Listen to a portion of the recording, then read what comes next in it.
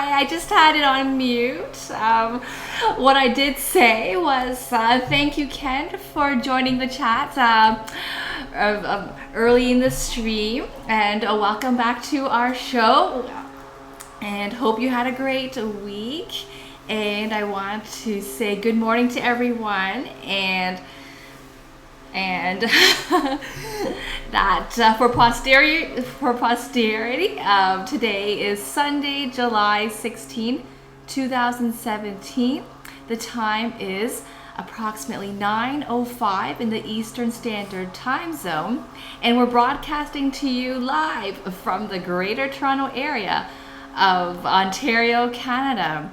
And today's menu is California rolls, made two ways, the original way and also the ketone way. And I'm also going to introduce California Maki, which would have been the Japanese style, and bubble tea. And thanks for your comment, Kanto456. This is from Japan. I visited a city in Japan called Sendai, which is more north of Tokyo, around 5-hour train ride from Tokyo, and we watched a baseball game there in the Rakuten Stadium. So Rakuten is the, I guess, Japanese version of Amazon. So big company, they have their baseball diamond and team. So we were there to cheer for the Rakuten Eagles. And my husband is a software developer. He used to work for a company in Canada called Kobo, which was owned by Rakuten. So it was kind of like we had to go there to see the game. And like the big bosses are from Japan, from working at Rakuten. So it's kind of neat. So yeah, it's a souvenir shirt, and today we're doing Japanese, so that's Japanese food, so let's keep the theme real. So we're going to start off with making the rice. I'm using a small rice cooker this time, not the one that sings today, because this one will just be a bit faster. Yeah, it's a 4-cup rice cooker, and we're just doing 1 cup of rice. Okay, so we will get our sushi rice. So sushi rice is a more what they call glutinous rice. It's a little stickier. It helps bind the sushi a little easier, and it's the rice commonly used for sushi. And I think in Japan, the chefs are very particular about the rice that they use. There's a whole category of rices and different rice cookers, but the one I bought says Calrose rice, and it actually says premium rice for sushi at the bottom on the red banner, premium rice for sushi. So let's see how that works out. And if you don't have sushi rice, I think you can feel free to use jasmine rice. Basmati rice is a little different. Basmati rice doesn't stick as much, but you can still use it. Yeah, it's not like it will fall apart. So use the one that's more convenient to you. So I'm just going to, first time using this, so I'm just going to cut it open. And it's still stuck together up here, so I have to go a bit lower. Right.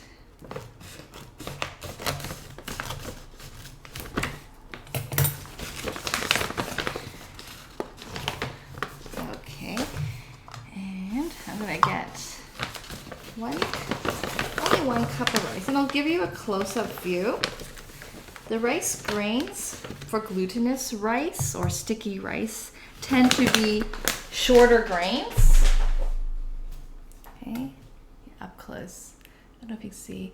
So the little rice grains are more oval, like they're not long grains like basmati. They're shorter grains, and I believe that tends to contribute to the, I guess, stickiness factor.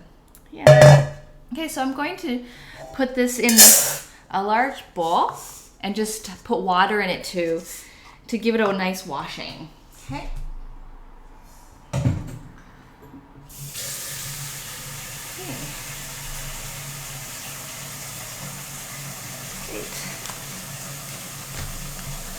Okay. So I'm not really going to show the washing part on camera. Just going to put it through a colander and that will just wash it. So there's different schools of thoughts on washing rice. A long time ago, washing rice was definitely mandatory because it was believed it wasn't clean when harvested. But nowadays, I think that the rice producers are more thorough and there's more hygiene standards, so the rice tends to be more clean. And I've read some articles online saying that you don't really need to wash your rice, but I'm going to I just washed it a bit. I had it in water and then I just strained it. And the water didn't really turn out dirty or anything. So just a little bit cloudy white, but that's quite natural from the rice itself. And I'm going to grab a spatula to help. Yeah.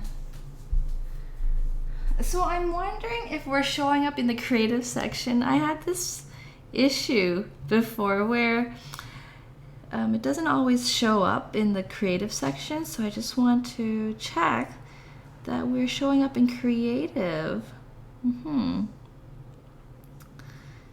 Okay. Okay. Oh, thanks, Zed5150, and welcome to our show. Let us know what country you're tuning in from.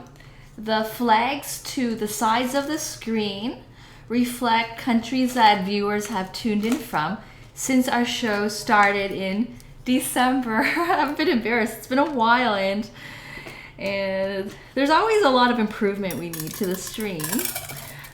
But we try to implement them a bit by bit. Yeah. Let us know what country you're British. Wonderful. Let me show you something. My husband's pretty proud of his British roots. So we have we have a pair of these Union Jack flag mugs. Yeah. My husband is born in Canada, but his father's side is from England. Yeah, Cambridge. I think most of his family and extended family are in Cambridge. Yeah. And I actually don't think we featured a British dish on the show. We've had a number of European dishes. Oh, it still says next live stream, implying it's a recording. Okay, let's change that right now. Yep. Hi, Bailey. How's it going? Okay. Okay, hang on. I will get that updated. There, okay. The dashboard. Okay. Delete. Update. Update information. Okay. And back to desktop one. All right. That's true. People don't like watching VODs as much. It's not the same. You can't talk to the streamer and the person won't answer you back. It's not the same. It's totally different when the person can actually respond to you and you see the reaction right away. It's just not the same. Good morning, Bailey. How are you? Welcome back to our show. Yeah. So if you just joined, I washed a cup of Calrose rice. That's for the sushi, and we're just gonna add the water to make it. But for sushi rice, it's some more ingredients are added to flavor the rice. So I'm actually going to add a tablespoon of sake, the alcohol sake. If you don't consume alcohol for any reason, health reason or whatever, feel free to omit this. Yeah, I don't think everyone uses sake in their sushi rice. Just that I saw this in the recipe and I thought, let's give it a try. And we had some sake, product of Japan. Yeah.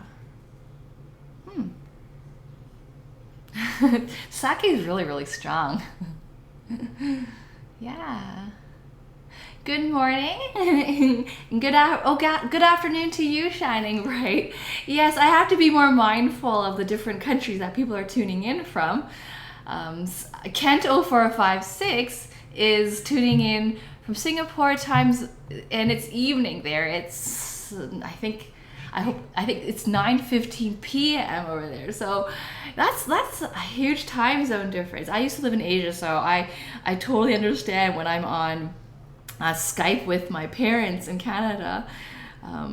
It's the weirdest thing to be ending the day when they're just starting. So yeah. And why am I looking at the back? I'm supposed to look at the recipe. So I have 1 cup of rice grains, 1 tablespoon of sake. And I think that's going to be quite strong because normally a shot would be approximately maybe 3 tablespoons, and you feel it. You start to, so definitely I think the flavor is going to come through when the rice is cooked. So 1 tablespoon of sake.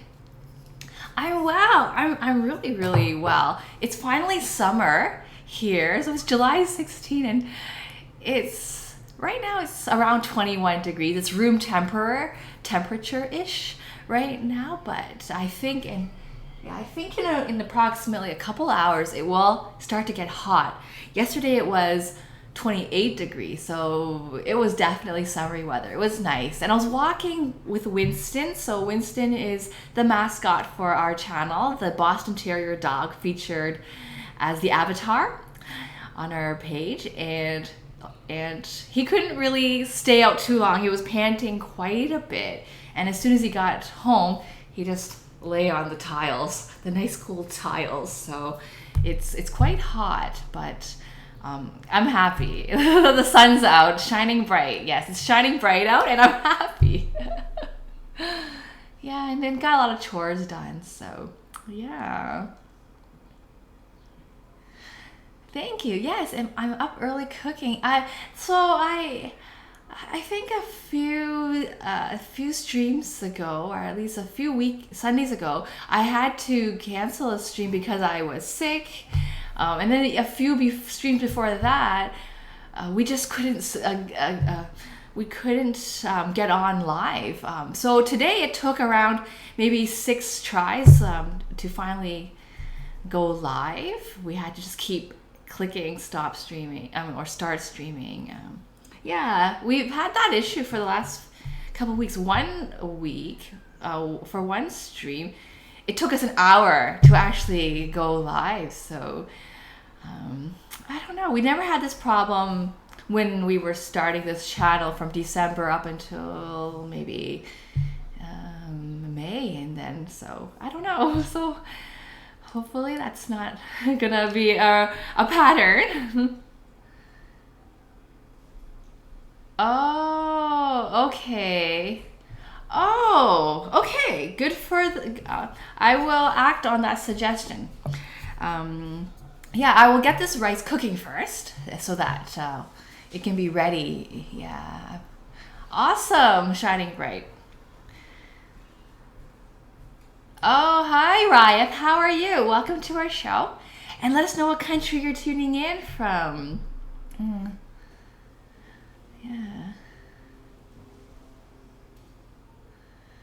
Okay. Oh, you have a pug Yoda, and once it passes away, you'll get a Boston Terrier. Well, hope that Yoda lives a long, happy life, but understand that dogs, they don't.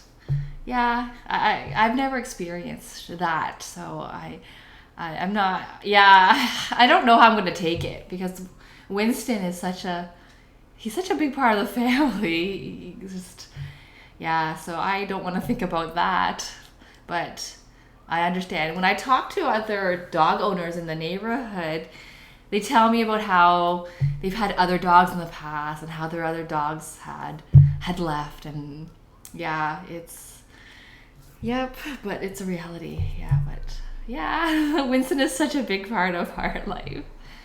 26 degrees is comfortable weather. I like 26 degrees. It was more like 28 yesterday, but yeah, I like warm. I like hot. I'm not a winter person.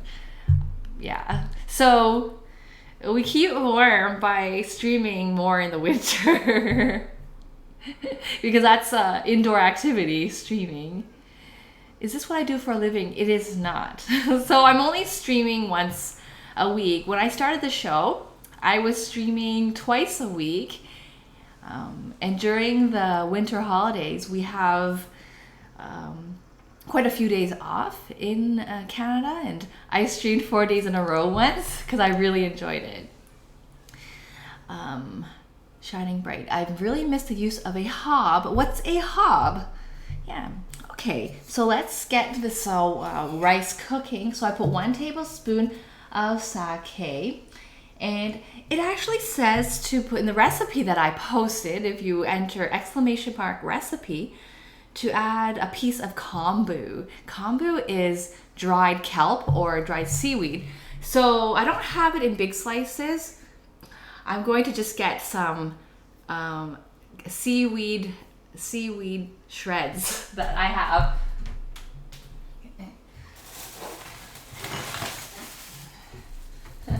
Sort of spilled a bit.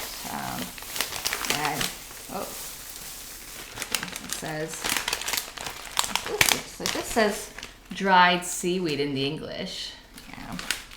So I'm going to I've never seen this in a sushi rice recipe, but I thought, let's give it a try. It's supposed to give some what they call dashi flavor to it. I don't know if the restaurants I go to for sushi actually put sake in their rice. Yeah, I'm really curious. And I'm going to just, so there's an index in the rice cooker, and I'm just going to fill it to 1. You can see the 4 in the screen, and 1 is near the bottom where the rice grain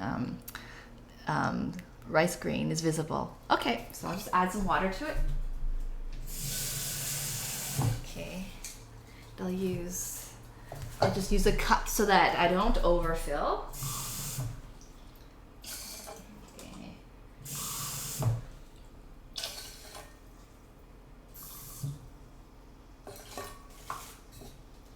Okay, so, and I'm just gonna plug this in and press start. Yeah. This is a smaller rice cooker that we're using. On our other streams, we've used a bigger rice cooker that sings. When you turn the on switch on, it actually sings like Twinkle Little Star. So, all right. So we have that cooking. And we're going to start boiling the tapioca pearls for the bubble tea. Yeah, bubble tea tapioca pearls. Yeah. I bought these ingredients so far at Asian supermarkets. The sushi rice, the dried seaweed, the tapioca pearls. I think the sake, it says imported. So we bought this in Canada. Yeah, we bought this at the Liquor Control Board of Ontario store. There are a few places you can buy alcohol in. It's regulated in Ontario. So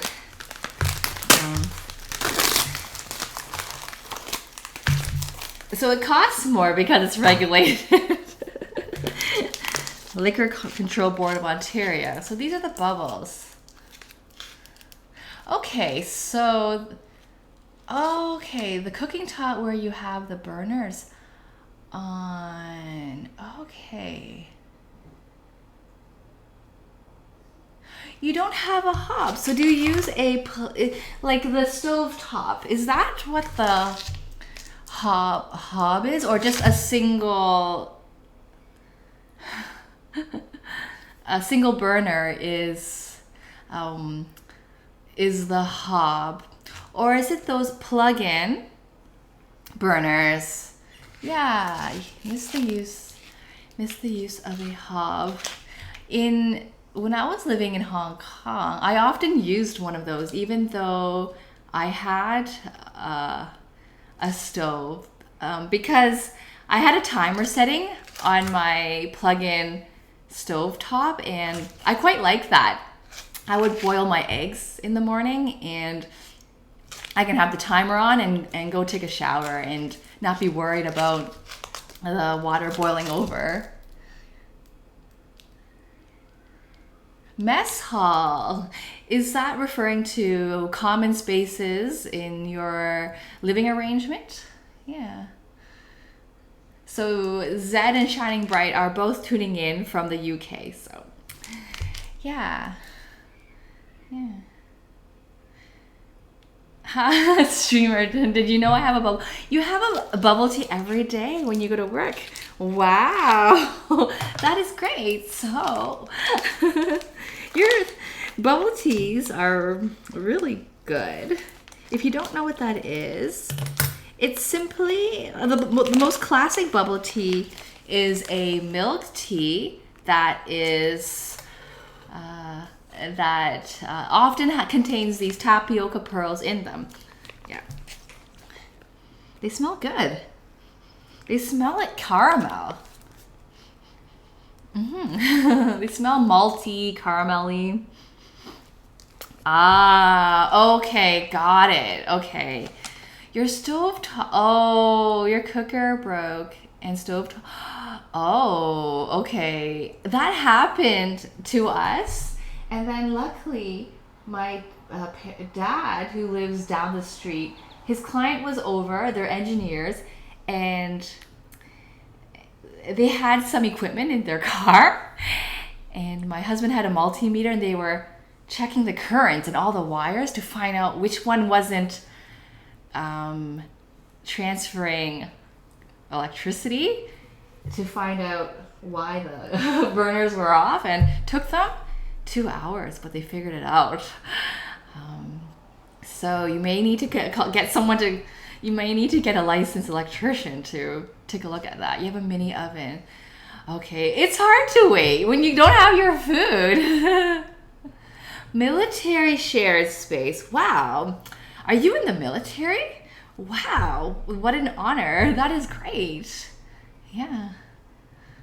And there is a Facebook video that is circulating about how, I think the French military, I know you're in the UK, but on the topic of military, the French military played some songs by Daft Punk. Yeah, and that's circulating widely on Facebook. Somerset and Northampton.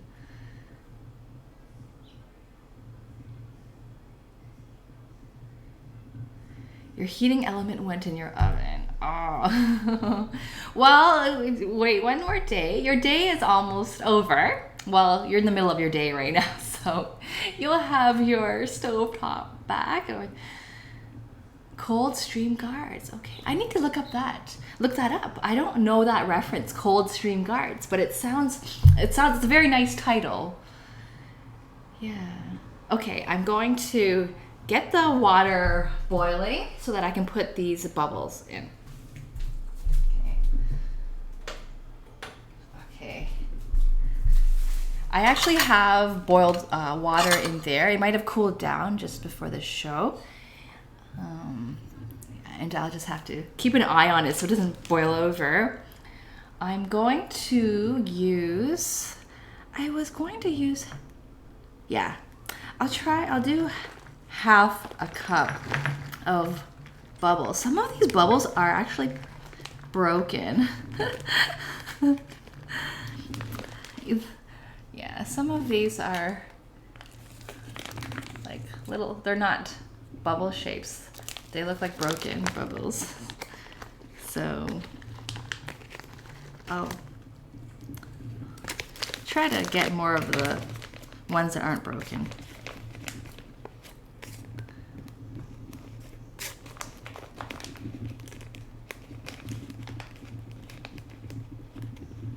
Oh, your hob has gone to the recycling center. Ah, you have a new one coming. Well, it's you enjoyed your old one, but it's time to bring in a new one, and it's probably newer with more advanced features.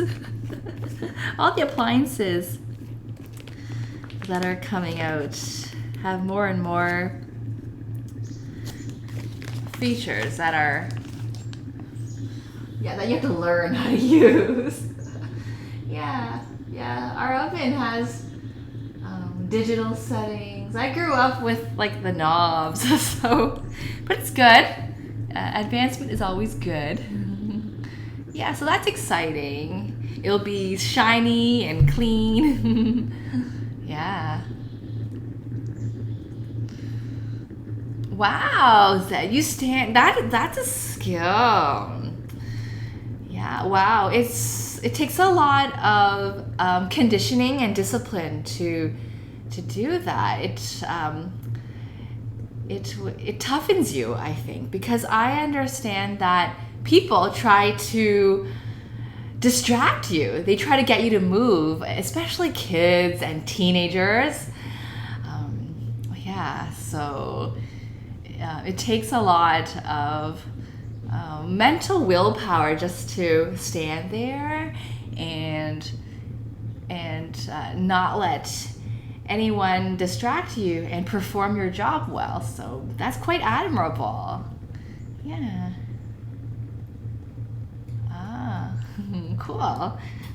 There's some little, yeah.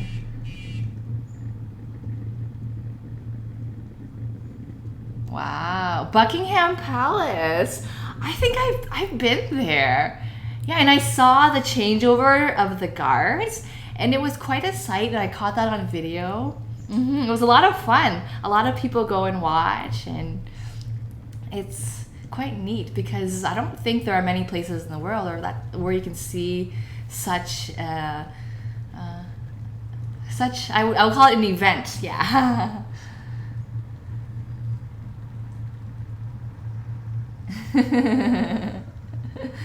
Yeah, well, when you fry, you will get grease splatters. You can't help that. And if you don't clean it up in time, it will start to settle and become more difficult to clean.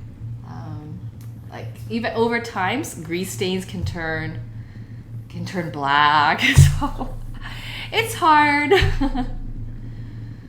Ah, you're with the most famous soldiers in the world. I would believe that, yeah. I don't think I'm aware of anywhere else in the world where there is such a famous event such as the changeover of the guards at Buckingham Palace. But I haven't seen, the only places where I've seen guards in the world or palace guards are at Buckingham Palace and also in Taiwan. Yeah. Okay. Oh, I see the water's boiling. So I don't have the screen facing the stove today, as most of the preparation will be done here. Thank you so much for the follow. Confused with a V, and let us know what country you're tuning in from. Okay, so I'm just gonna put this heaping half a cup of tapioca pearls into the boiling water.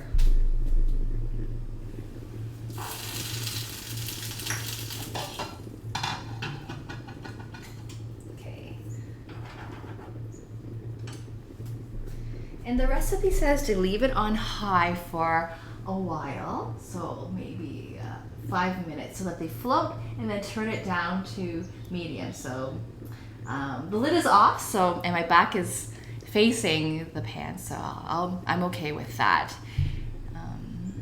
Okay, great. US. So I think we've got people here from in the chat room from England and US and Singapore. Yeah, great. And I'm broadcasting from Canada. Okay, and we're going to prep some sushi ingredients.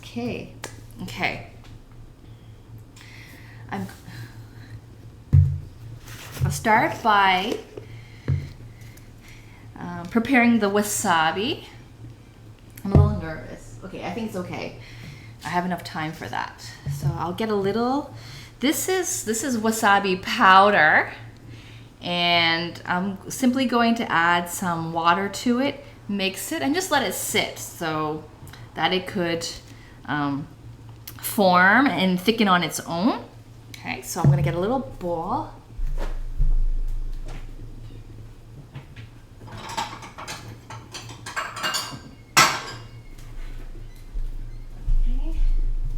Okay.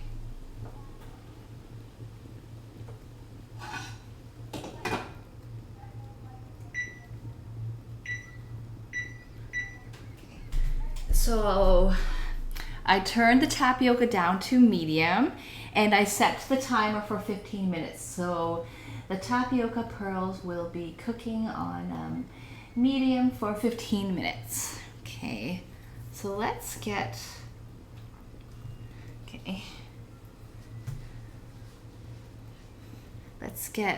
a tablespoon of wasabi. Okay, powder. They sell it already pre-mixed in tubes. I've never seen a wasabi vegetable or herb before, so it'd probably be fun to make wasabi from scratch, from the actual vegetable, but I've never seen it. It's not available where I'm in, and so I bought the powder. Okay, so I've got a tablespoon of wasabi powder, and I'm going to add a bit of water and slowly stir it in. I'll grab chopsticks. Okay, you can use a spoon, a fork, a little mini whisk. That's okay. Just anything to stir, and I'll just pour the water in while mixing. If I pour too much in, I can add some more powder. Yeah.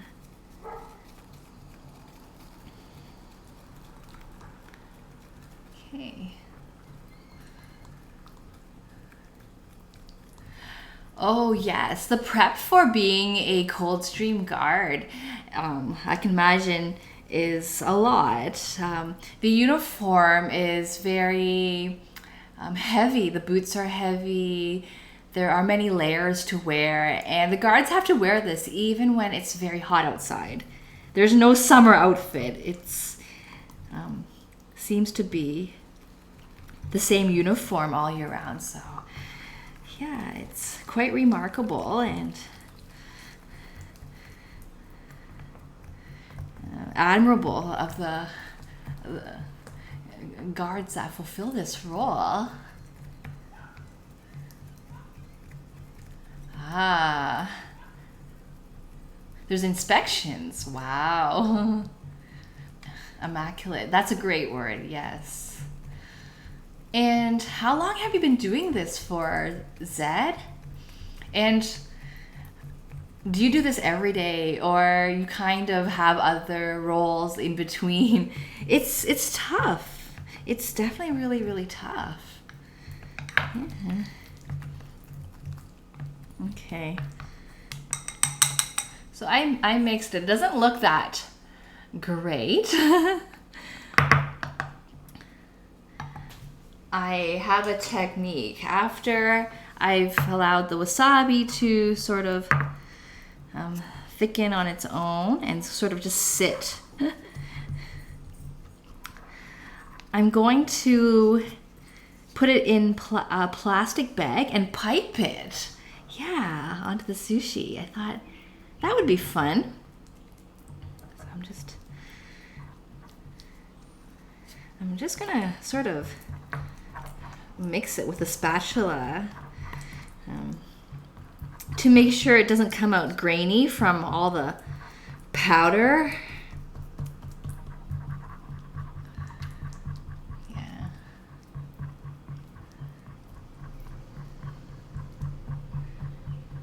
Oh, wow.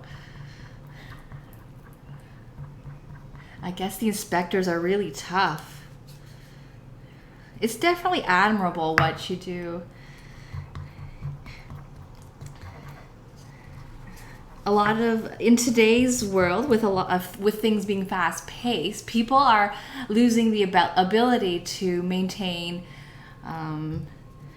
their attention on anything for a long period of time. So it's definitely very admirable. Yeah, it instills us it instills so many good qualities like discipline, responsibility, willpower. Very, very good. Well, a lot of training by the military is provides very good life training. That wasn't a proper sentence, but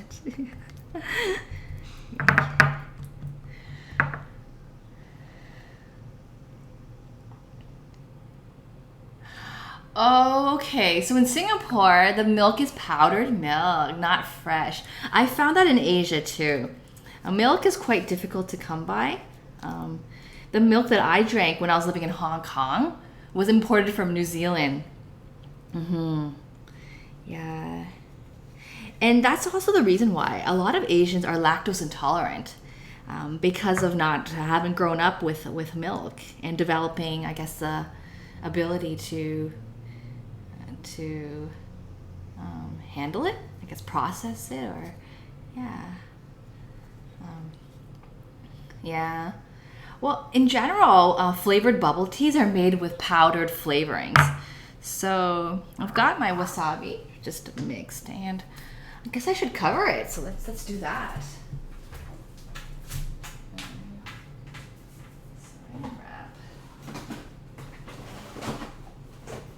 I'm just gonna use some cling wrap, some plastic wrap. Okay. You have a slightly different. For sure, the winter you need an overcoat. Yes. 10 years. Okay. You have a rotation. That's better. Yeah. Because it's hard.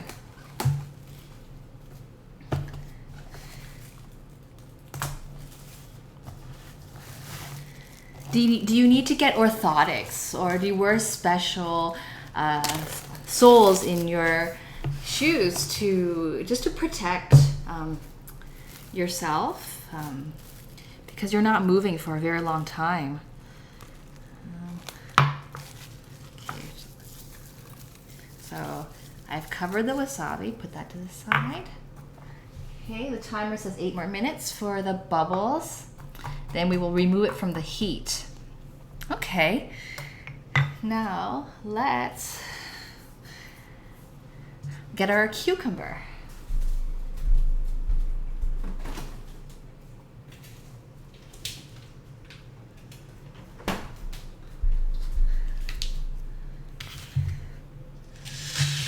Oh, and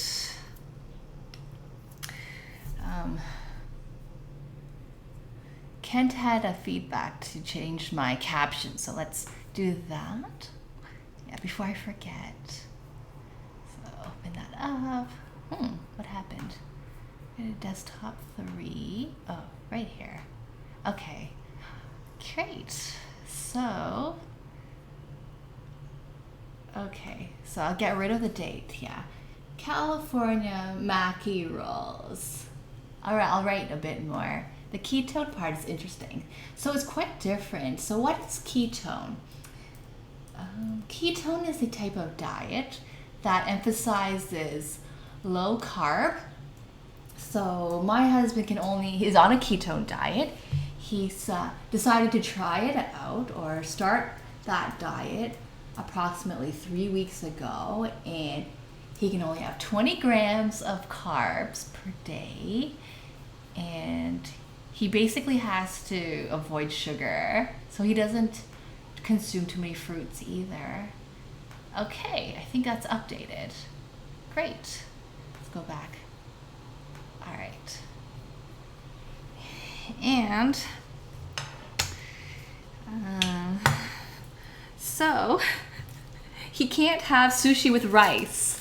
So we're making we're making a classic, I guess the original California rolls and a ketone version. And we're doing Maki roll. So I'll explain what all of these are as I go. Gel insoles, okay. Oh, so your dad and your granddad also were Coldstream Guardsmen. So it runs in the family. Oh, that's such an honor. And thank you so much for the follow, Yan's Shorts. And let us know what country you're tuning in from. Yeah, all the flags represent countries that viewers have tuned in from since our show started in December. Yeah, so welcome. And yeah, I'm impressed. I think that's so nice. And if you have kids yourself, it's likely that one of them will also join the military too. Yeah, or at least there'll be encouragement for that. You never know what people end up wanting to do. Yeah. Okay, I'm going to give this a quick rinse and pat it dry.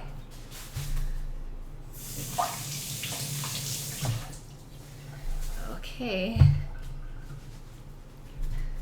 Just grab a paper towel. Okay.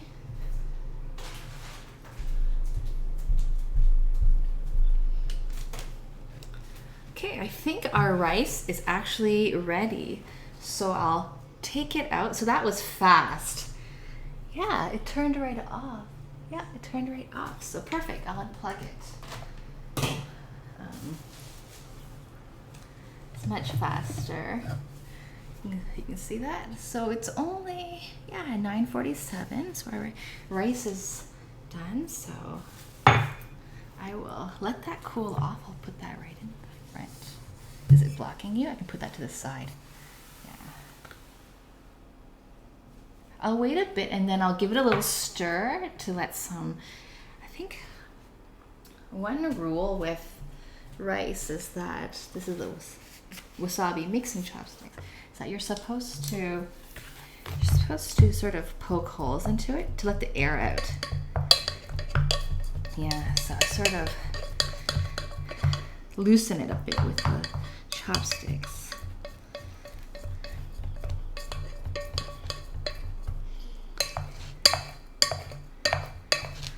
I'm tempted I'm going to put it into another bowl because the rice cooker insert is hot and I think it's still transmitting heat. So I'm very curious. So this rice has sake in it. Okay, so I'm going to grab a bowl. Okay. Oh, there's a plastic bag. Okay. So that's okay. I went from handling the cucumber to handling the rice because the rice, once it's cooked, you have to sort of get it cooling off because that will take a while. So I'm just putting the rice in the bowl. It'll cool off faster than keeping it in the rice cooker insert, which is hot. Yeah. I actually haven't made California rolls or any type of sushi rolls in over a year, but I used to make it every week when I was in university. I liked it so much. Okay.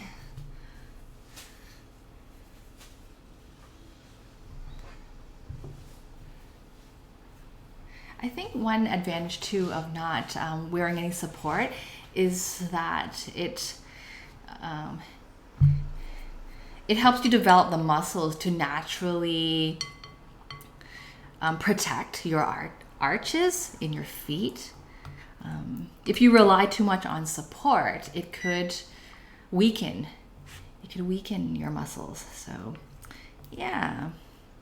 But that's great that you have your dad and your granddad to share the experience with. I wonder if I would think that their experience was very similar to your experience as a Coldstream guard. Yeah, because traditions are well preserved, it seems, in the UK. So that's great. Microwave meal for you, Shining Bright. And what are you making in the microwave? There's a lot you can make in the microwave. There are cookbooks that are dedicated to microwave cooking. And often when you buy the microwave, the box comes with a mini cookbook of things that you can make to sort of encourage you to enjoy the product that you bought. Yeah. Hi, Sweetie Bun Bun. How are you? Thanks for tuning in and welcome back to our show. Such a cute name. I think I've seen you once. Yeah, welcome back. Okay, so that's the timer. Oh, thanks for the cheer, Kent. 0456. I appreciate your support. Yeah.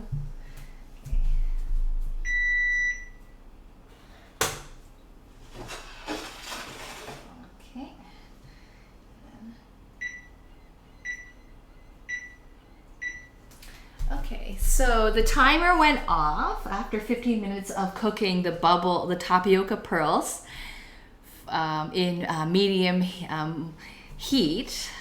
And I turned off the heat and I just simply took the pan off of the burner so that it will continue to just cook on its own.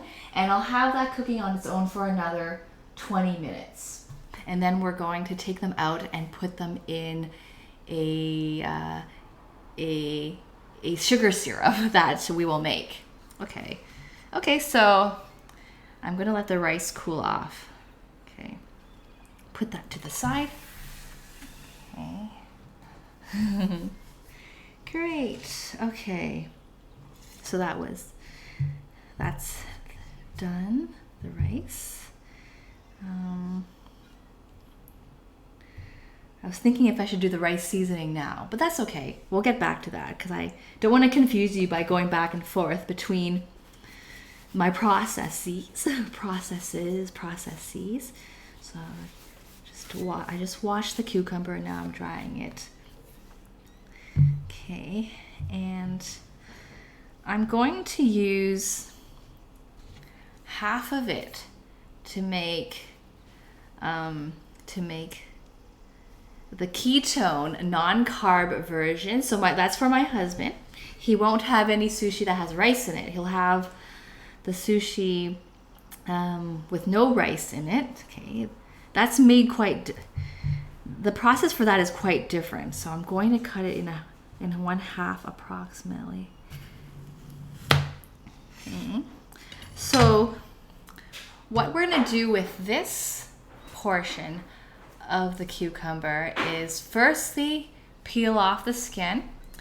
Then I'm going to spiral cut. I'm basically going to try to turn it into a flat sheet. And then I'm going to add my filling and roll it back up. So the cucumber is going to be the casing for this ketone sushi. So and therefore there won't be any rice involved in making this version. I've never done that before. but I'm interested to try because I want my husband to enjoy some sushi too. Never done it. Okay. And with this piece, I'm going to use it as filling inside the sushi rolls. And we've got seaweed, we've got rice. So this is going inside the sushi. This is going to be used as the outside of the sushi. Another way of making ketone sushi, the carb-free sushi, is to replace your rice with cauliflower rice. Cauliflower rice, what is that? That's where you get your cauliflower florets, the floral parts of the cauliflower. You process it in a food processor, get it into small little crumbly bits, pretty much so that it looks like mock rice. It looks like rice. You cook it on a stove top, you stir it a lot, you add a bit of oil, you stir it a lot and make sure it's cooked. And you add cream cheese to it so that you get the stickiness of glutinous rice. So that's how some people make ketone rice, ketone sushi, by replacing rice with cauliflower and cream cheese to get an imitation sticky rice. But my husband wasn't that keen on the cream cheese part, so I found this other recipe where the cucumber is used as the casing for the sushi. Yes, ketone. So ketone is a type of diet that emphasizes a low carb and low sugar. So my husband will try to limit his carbs to 20 grams per day and pretty much tries to avoid sugar. So he bought coconut sugar. He bought that, I forgot what it's called. It's in a green bottle with a dropper. It's also a sugar substitute. Yeah. And he eats lots of vegetables and more protein. It's been a challenge the last 3 weeks because we're eating different things and it's not as fun to do that. But we can work it out. I want him to be successful in converting to his diet. So yeah. And thanks for tuning in, Stickler911. Please let us know what country you're tuning in from. Yeah. And as Kent was saying, we have viewers here from different countries, all walks of life. Okay, so you make your beef and broccoli stir fry with cauliflower rice. Yeah. That's great. Yeah, my husband makes cauliflower rice often too, and that sounds really good. I love beef and broccoli stir fry. Do you add a bit of ginger to it? If you like ginger, it's quite nice. That's a nice combination. Yeah, beef and broccoli stir fry with ginger. And I've actually seen carrot slices that have been formed into little flower shapes. Basically, you get your carrot, pretend this is a carrot. You just cut little grooves in it so that you can kind of get like petals. You can get like a flower shape, and then when you slice it, the slices look like flower slices. Okay, you're from Chicago.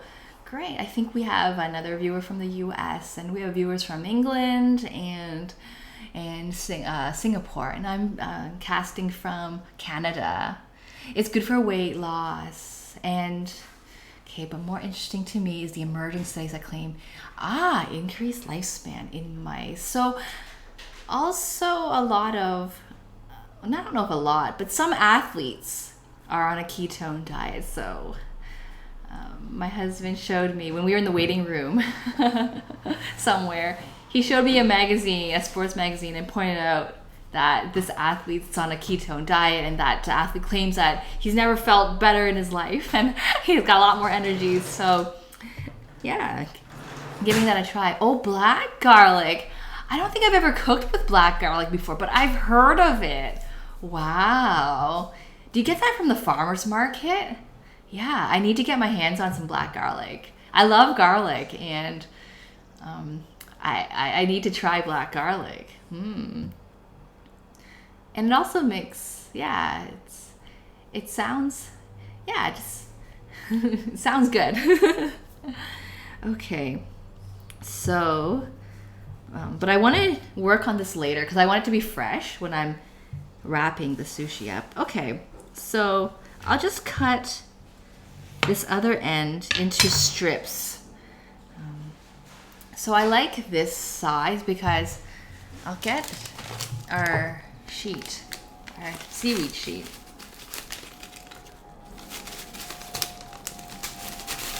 Oops, they're flying out.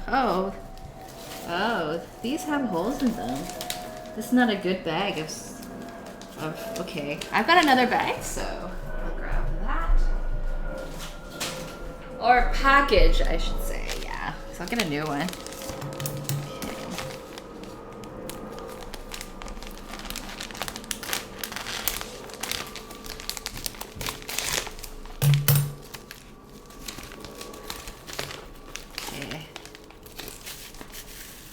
Okay. So this is the width of the sushi, right? Yeah, it's this way. And then this is this cucumber is approximately 1/2. So 2 strips per roll. Or I can cut them thinly, but it's easier to work with when your strips fit lengthwise 1/2. Okay. Hey, Dr. Swan. Dr. Swain, how are you? Thank you for tuning in. I've never chatted with you live before, so welcome to our show. And let us know what country you're tuning in from. And you must have caught our show when we were playing the vodcast. So I'm so glad that I got to see you live. And the vodcast is a relatively new feature, maybe 3 weeks old, that Twitch has introduced. And it's confused a lot of people. Yeah, it has. But it sort of prevents the channel from showing an empty screen when we're not live. Yeah. Okay. I'm just going to de-seed them. So,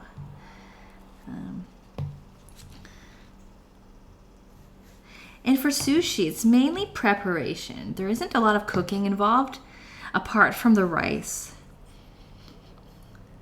Okay, so just taking out the seeds. And I'll eat the insides too. Yeah, it's totally edible. Yeah.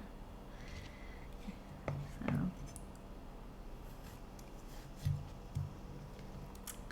It'll be fun when we roll the sushi because the rice is quite sticky and I'll be dipping my hands in water to better work with the rice and spread it out on the sushi paper or the seaweed paper. Ah, okay. Oh, you use black garlic in your dashi. That sounds really advanced. So you make your own dashi. Wow, okay, the garlic has a great umami flavor. I didn't know that. Interesting. That's great to know. I've gotten more into umami flavoring, I guess. I like that word. It's always one that is fun to explain. Yeah, umami. So if you're not aware or you're not sure what umami refers to, so umami is a Japanese word, and it refers to one of, I guess, the major flavors that you can experience on your taste buds. So I think the other flavors are like sweet, salty, bitter, sour, and then the Japanese came up with umami to describe that earthy flavor that you get in mushrooms, in soybean, like in soy sauce, in food in fermented fish, that funk, that really earthy, deep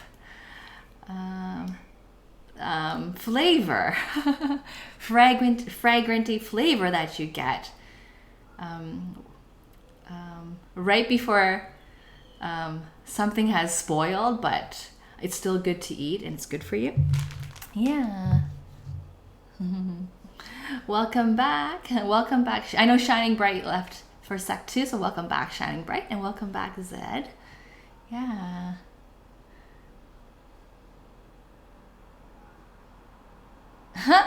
What's that, Kent? You remember thinking I remember thinking I was being lied to when I heard people eating seaweed.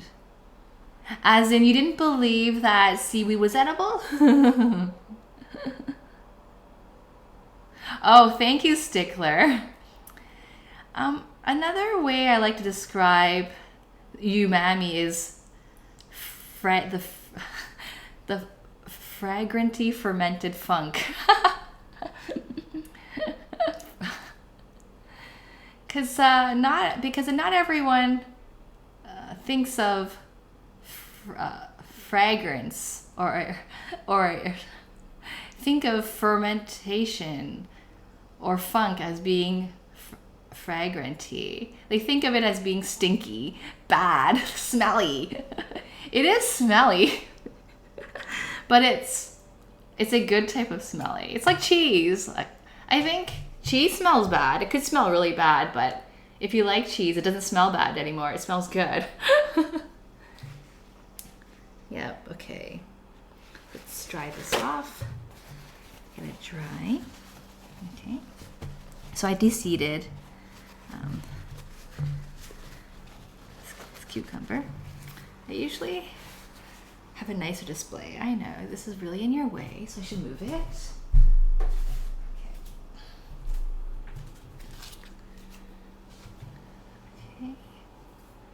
Okay. And I'm just gonna, I like to slice them thin. It's easier to control when filling the sushi. Yeah. Also, it looks nice when you roll the sushi up and you see finely sliced cucumbers. Yes, that's right. Umami, fragranty fermented funk. It doesn't sound appetizing.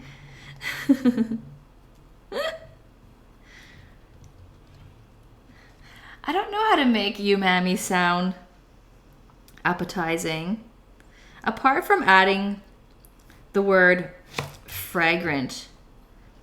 And it's a tongue twister too. Fragranty fermented funk. It's kind of hard to say. I guess funk.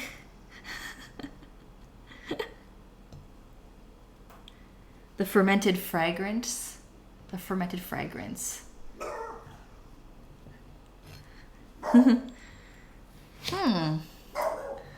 That will be the challenge of the day. How to describe umami.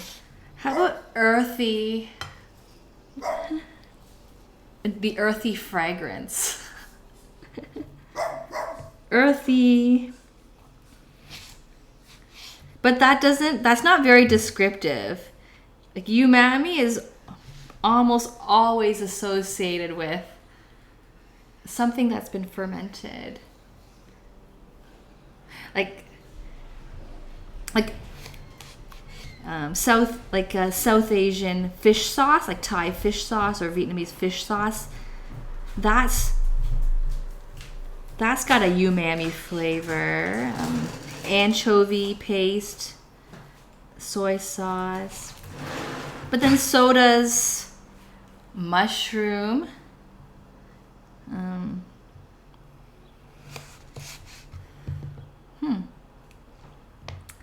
Okay, I'm going to craft or devise a description for umami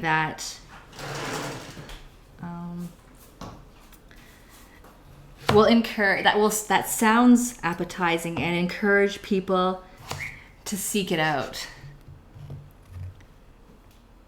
Descriptions are important. Not everyone is adventurous about food or willing to try things that they haven't tried before, and descriptions are important. Savory. Savory. Savory. Umami, savory, yes. So fermented umami tends to be savory and salty. All the fish products that produce umami flavors have all been preserved in sodium of some sort. Savory. Would savory describe salty though? Because I'm trying to think. What about mushroom or truffles or seaweed? Seaweed is also seaweed is supposed to give you like a vegetarian umami flavor. In making kimchi, which is a Korean pickle or a Korean, I guess, style sauerkraut, fish sauce or even fish or dried fish is added to the pickle itself. And for vegetarians, the replacement for that is seaweed. And I don't know if seaweed is savory. But yeah, that's interesting. Hola, mis amigos, ¿cómo estás? I should know how to reply to that. ¿Cómo estás? Bien, muy bien. ¿Y tú? I think that's good in you.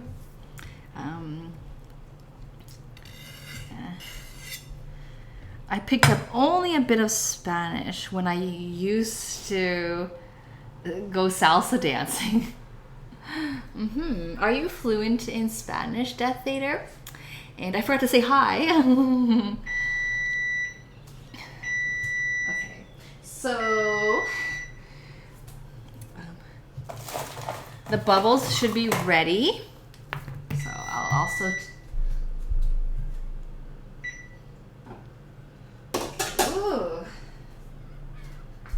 take a look at that. They look like they're kind of stuck. I hope they're not stuck. Let me use this single chopstick to sort of... Oh, okay. Oh, you know what? I didn't add enough water. The recipe did say to add 4 cups of water, so I made a mistake on that part. 4 cups of water to half a cup of these bubbles, and I didn't measure the water. I had water in there already, but I'll get them out there. Oh, they're not breaking, so it seems like I can scrape them. Oh, so I hope they are cooked. I'm gonna have to test one. I hope it had enough water to absorb. Okay, so I'll just I might have to just be rough with it. They're not breaking. They're pretty sturdy, if that's the word.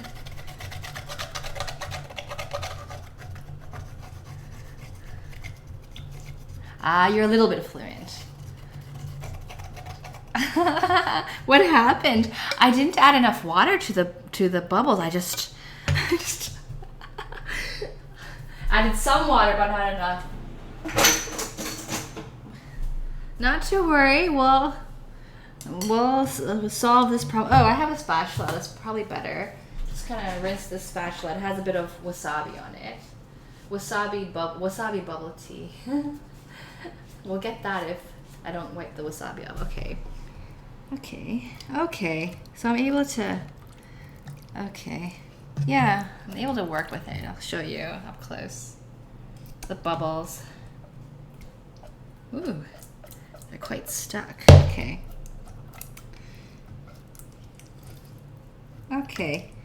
Slowly but surely they are getting unstuck. And we'll give it a taste test. Nope, so they're not burnt. Tapioca pearls, they look black. They do. Yeah. Oh, there's so much to describe. Okay, so bubble tea. I mentioned that bubble tea is basically milk tea with tapioca pearls added to it. It's a drink that was invented in Taiwan in the 80s, and it spread throughout Asia at the time. But I think it made its way to North America in the late 90s. And it's become popular in many places. Yeah. We have bubble tea in malls as well. So, yeah. Okay. Get my handy chopstick. It does look like caviar, like jumbo caviar. Ooh, some of these are still stuck. Scrape, scrape, scrape. Hi there, Angelic Kogrex. How are you? Welcome to Cook for Fun. And please let us know what country you're tuning in from. Oh, and I forgot to say hi to Elmira. I did answer your question. Good afternoon to you, Elmira. Hope you're having a good weekend. Okay. So, not enough water. I just went ahead and started boiling it without enough water, so. Okay.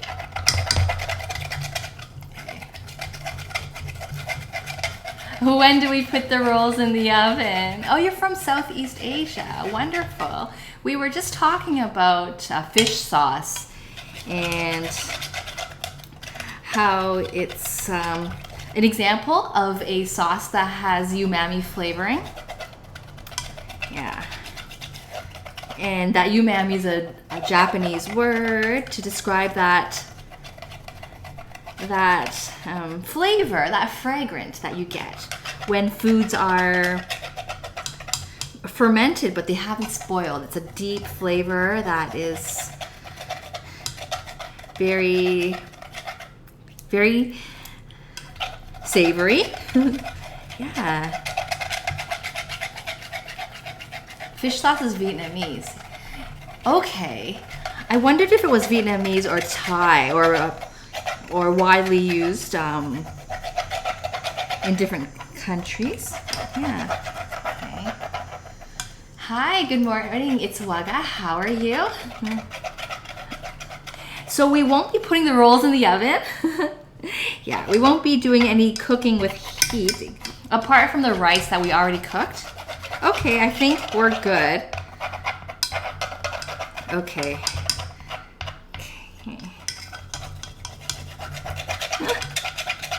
This is pretty funny.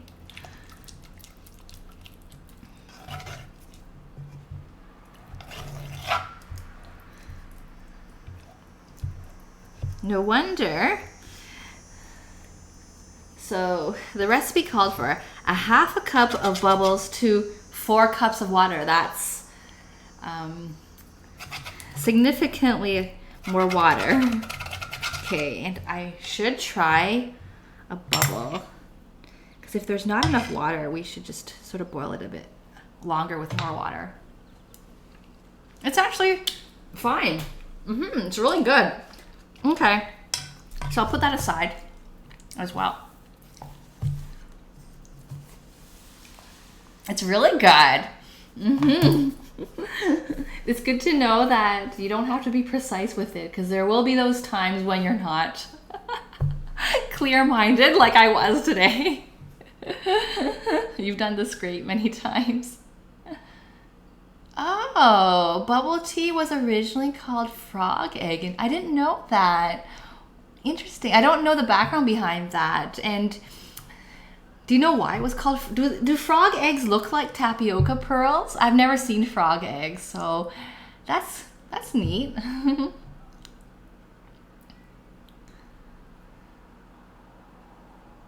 Oh, hi. Thank you for the follow, Angelic Corex. Yeah.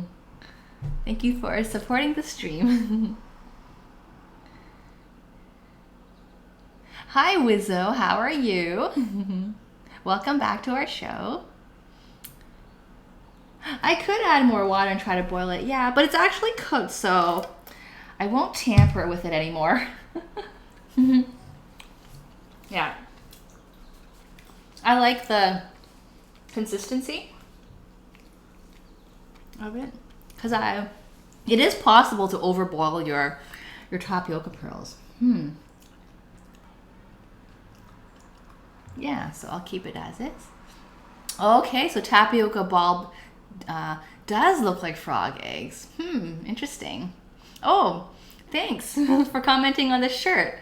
It's from Japan. It's from I went to a baseball game in the city of Sendai, and we cheered for the Rakuten Eagles. Rakuten is like a Japanese version of Amazon, so a really, really big company. And my husband used to work for a Canadian company called Kobo, and Kobo was bought out by Rakuten. So we thought we should go. When we're in Japan, we should check out a baseball game in the Rakuten Stadium. So we actually traveled around 5 hours by train from Tokyo just to see this baseball game. But we spent I think 1 or 2 nights while we were there. So yeah, and we are making Japanese cuisine today, so thought it might be good to stay with a theme. Yes, there was a comment too from Shining Bright that the tapioca pearls kind of look like caviar. Pearl milk tea. Yeah, okay, so that's good to know. So we've got different names for bubble tea. There's bubble tea, there's frog egg, I guess frog egg tea or frog egg milk, pearl milk tea. And there's also boba. And I've never heard that one before, boba, but I've seen it on the internet. B-O-B-A, boba tea as well. Okay. Now that the bubbles are ready, let's make our syrup.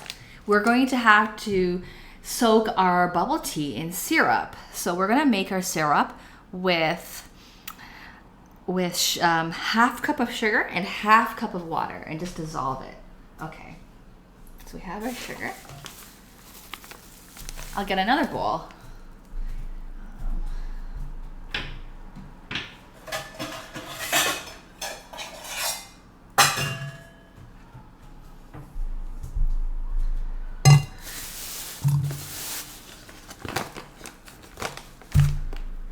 Okay, I had a half cup lying around, a half cup scoop. I'll improvise and I'll use 2/4 cups. I think I should use warm water though to dissolve the sugar. Okay. Yeah, okay. So I'm going to just boil some water.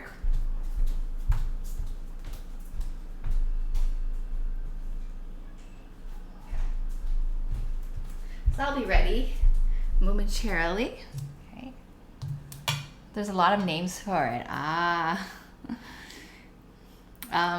Kent0456 is from Singapore, and he was mentioning that he has a bubble tea once a day, every morning on the way to work. So he quite likes bubble tea. Okay. Let's season the rice. Well, I keep going back between different processes. Okay, so the rice is pretty cool. For our seasoning, we're going to use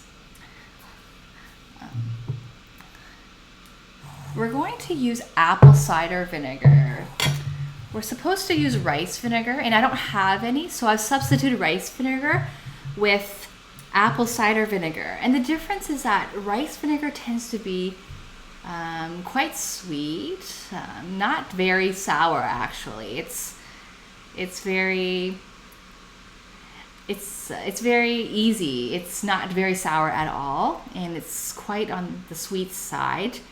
And apple cider vinegar is not too far off from it. I could actually add more sugar to it to get it closer to rice vinegar, but I'm actually going to add some sugar into the seasoning, so I think that's good.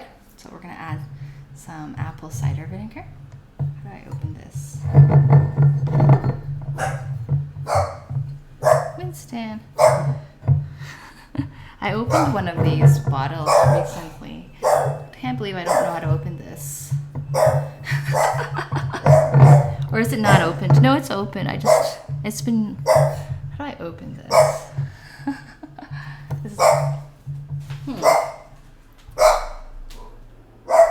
What's Winston barking at? Did you want to come in? Okay. That was Winston. Okay. How do you open these? I just opened one. Oh, I think I pull up. Oh, yeah, okay. Okay. So we get some vinegar, some salt, which I have here, and sugar, which I have here. Okay. Oh, sugar. Okay, I'll just get a little bowl.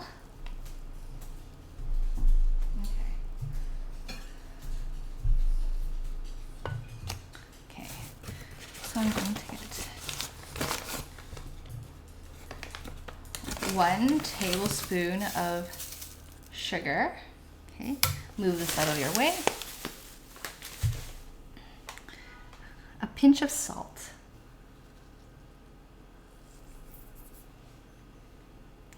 And 2 tablespoons of cider vinegar.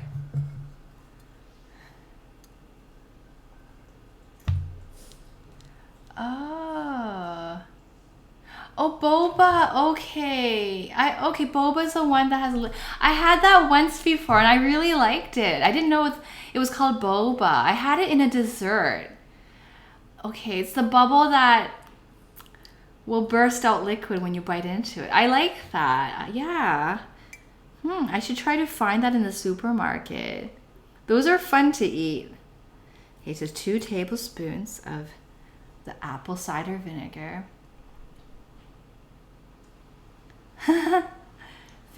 Big words. Basically, it's spherication from molecular gastronomy. Spherification. I know it's from the word spear. Oh, spear, yeah. Like spear. Spherification. Cool. Okay.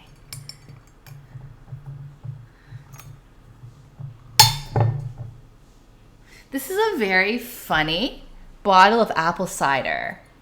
The label shows a man wearing overalls with one of the, what do you call that? Straps undone.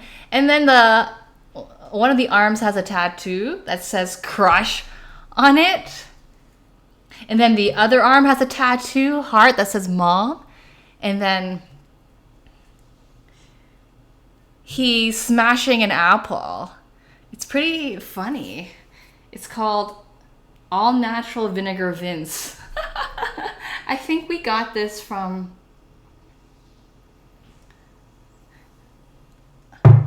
a store like Marshall's, which isn't a food store. It's a home product. It's a homeware store. I think it's very funny.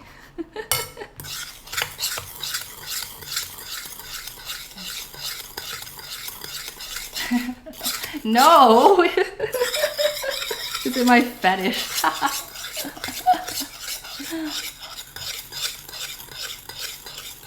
Invader alert. You can make apple cider. I guess so. We actually have an apple tree. Interesting.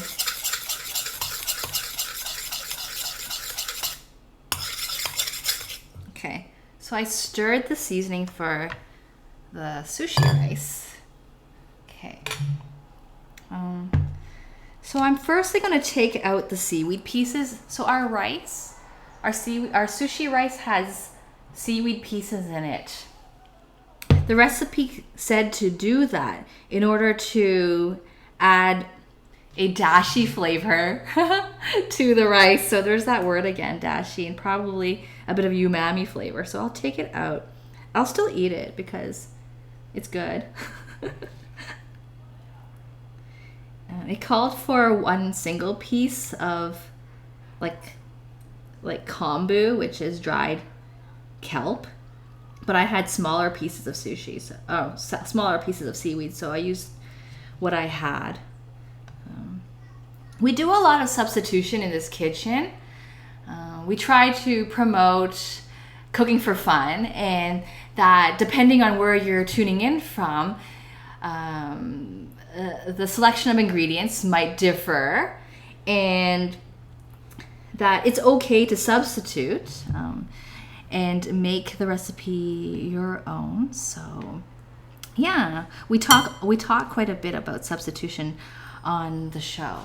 Yeah. So just like how I replaced rice vinegar with apple cider vinegar, I made kimchi one time and I didn't have pear. I replaced it with apple, and a lot of American recipes for kimchi say to use apple, whereas I think the authentic Korean ones say to use a pear. So yeah, it's possible to substitute ingredients. I know in Asia, green onions are more common than yellow onions. So I often comment on that. Same with root vegetables. Potatoes are common in places with colder climates, whereas cassava, yuca, taro, other root vegetables are common in Asia. So, yeah.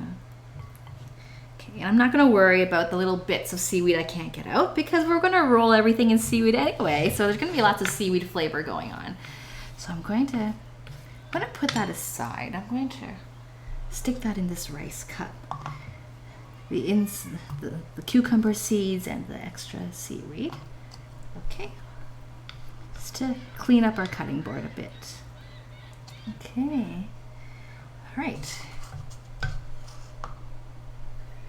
I can make popping boba by mixing sodium. Wow. I wouldn't know where to get those ingredients, sodium alginate and calcium chloride. Have you ever experimented with molecular gastronomy? Wow. But that is a great comment that you made, that a lot of things you can make at home.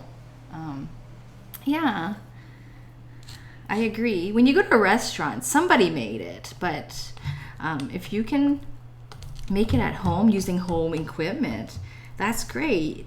I personally enjoy food when I eat at home.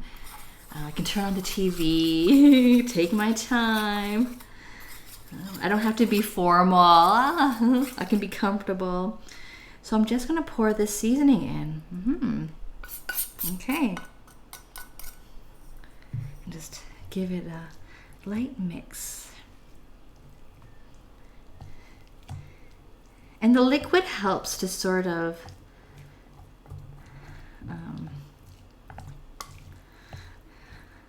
allow the rice to separate somewhat. It is sticky rice. Sushi rice is glutinous, it's sticky, which is good for rolling it.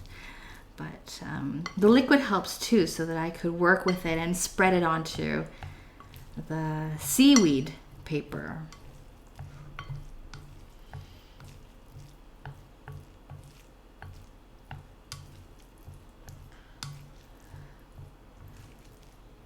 Oh, apple cider is like making beer. I've never made beer before. Yeah, but I think my husband has some friends that make beer. I'm not a major beer drinker. Like, I will have it socially, but I don't have it regularly. So yeah, I probably won't get into that hobby. But I can see it being fun for those who like to have friends over, drink lots of beer, and have a good time. Yeah. Eastern cooking, less involved in. I would think so. Yes, I would think so. A few streams ago, I made a Thai curry at Massimum, and there were 13 ingredients in the curry paste. Yeah, it was a lot of fun, but definitely quite a lot of herbs compared to Eastern cooking for sure. Although I did make this seasoning for a Dutch yeast cake that we made. It was Elmira's viewer's request, and there was a seasoning called specu. I forget the word. It had 9 ingredients. This seasoning. Specu.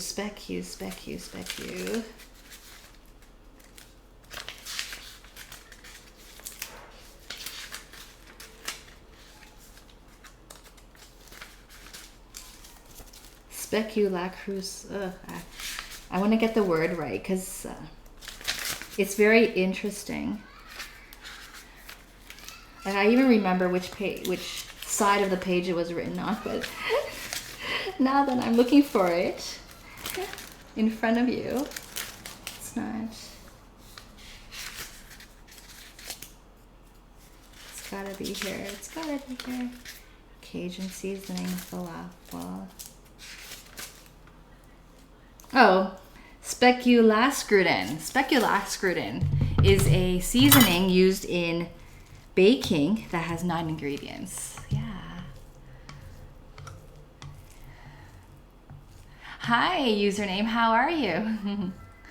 I was just mentioning that spice, and do you use it in? I'm not sure if you use it because you're in Norway. Speculascrudin. It's used in German cookies, and it's used in a Dutch yeast cake called Dutch broider.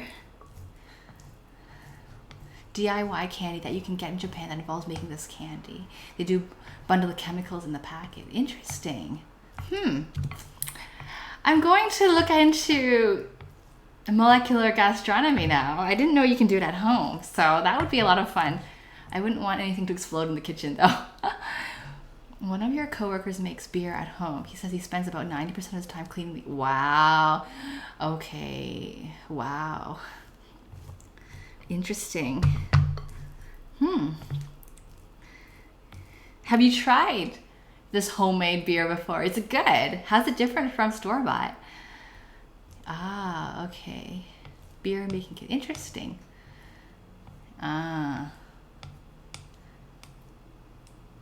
You can post a link that's related to food for sure. Thank you for your contribution, Angelica Rex. Okay. Yes, the speculascrudin. Amber ale. So it's so good. Okay. Okay. So I've mixed the rice. Okay. So now I can finish cutting up some ingredients. Oh, the syrup. Okay. So the water has boiled. So let's get that.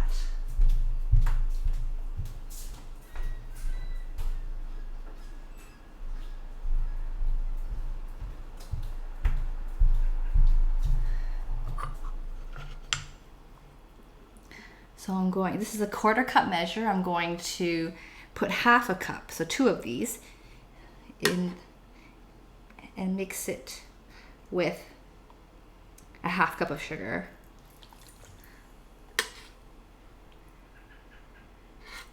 Okay.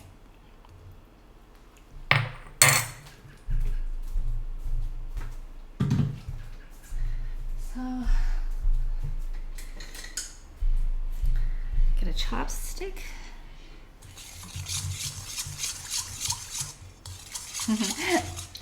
Oh, thanks for your command, shining bright. That's cute.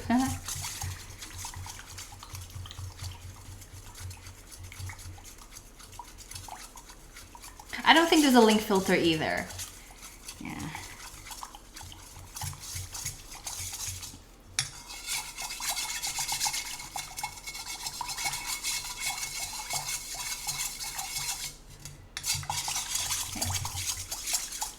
Okay, Crassi Dododo. I'm gonna look that up. So after the show, I do review the log and I take notes. Yeah. And I know there's a number of viewer requests made last week, so I have noted those and we'll send a whisper when I'm able to feature a stream on that request. Yeah. Okay. So the sugar has dissolved. I'm gonna put the boba in there. Okay, so I'm just gonna put the boba straight in there. I don't need to strain it because there's no extra liquid. So it goes straight into the sugary water.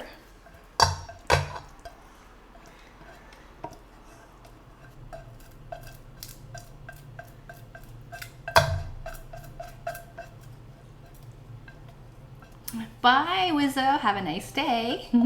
Enjoy the rest of your weekend and week ahead and see you next time. Spaghetti bolognese. Okay.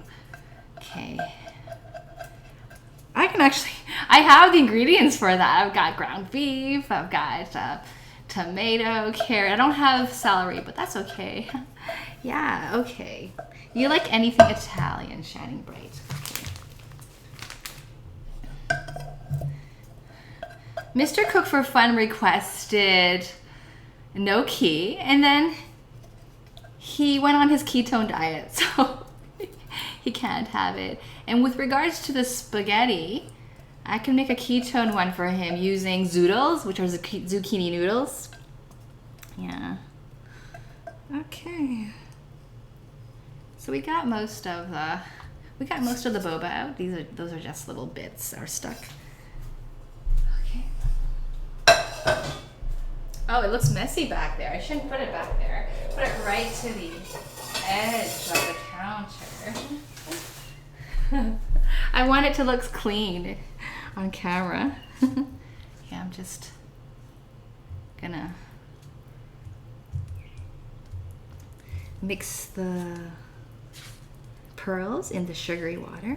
Okay.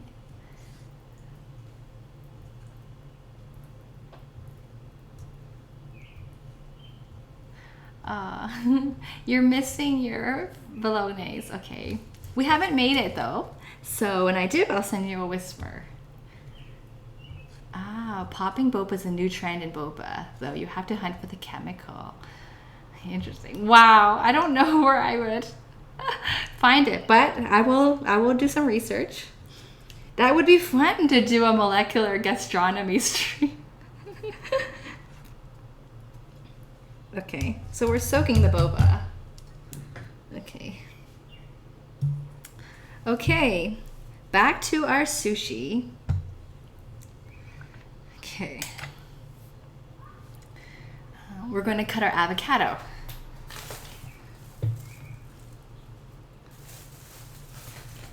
I've got 3 avocados. We have one really, really ripe one, so I'm going to cut that open. If it's gone bad, I'll cut open another one.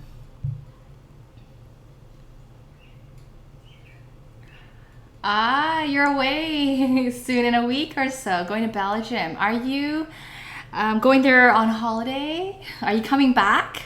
Or are you moving there?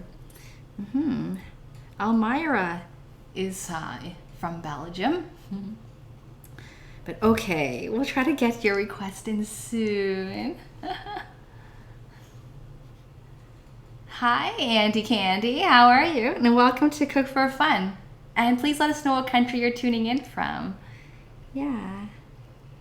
The flags to the sides of the screen represent the countries that viewers have tuned in from since our show started in December. Okay. How do you tell if an avocado's ripe? It's just really, really soft. So when we bought it, it was hard, almost like a rock, like really hard. We let the avocado sit on the counter for a week, and so this one's pretty hard. This one's pretty soft.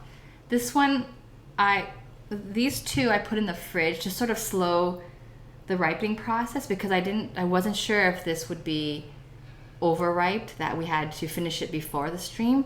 So I prepped by putting a couple in the fridge and then taking them out 3 days before the stream. They feel ripe too, but I like very, very ripe avocado. So let's hope that this isn't bad. Ooh, look at that. We have a winner. Yeah, just by touching it, it's pretty soft. So if I touch it, it's actually, the edge is pretty soft. Yeah. Okay, so I'm so excited. This is a very ripe avocado. Okay, so I'm going to just quarter it and peel the skin right off. See, that's ripe when you can peel it off like that. If it weren't ripe, it might be kind of stuck to it. So it's coming right off.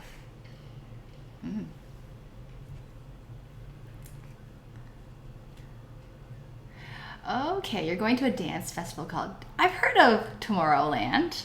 Yeah, okay. How long are you going for? There's a lot of electronic music. Yeah, my husband used to be a DJ, so he's well aware of Tomorrowland.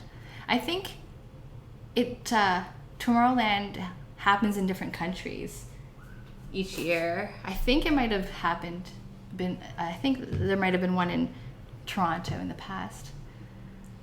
You've never had avocados? Very, very nice, shining bright. So, as I promised, I wanted to explain more about the foods that we're making today. So I guess we talked about the bubble tea, in that its roots are in Taiwan.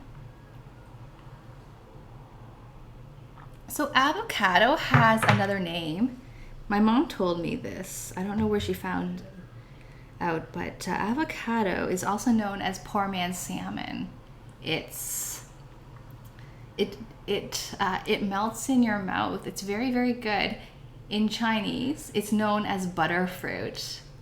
Yeah, it's known as butterfruit. The Chinese words are butterfruit. It's like butter. When I touch it, it's like touching a stick of butter when it's ripe. And when you bite into it, it's creamy. And the flavor of it, it's definitely more about texture. And the flavor of it it's just very mild flavor. How do you describe the taste of avocado? I want to say it's got the freshness of maybe daikon, or just a very, very mild flavor, but it's all about the texture. It's creamy. It's almost like having salmon sashimi. You bite into it, it just melts in your mouth. But it's not fishy.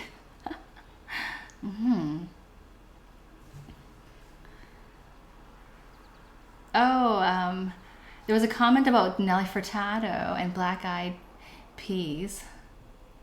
Yeah, I like them too. Yeah. Fergie, the lead singer, is pretty cool.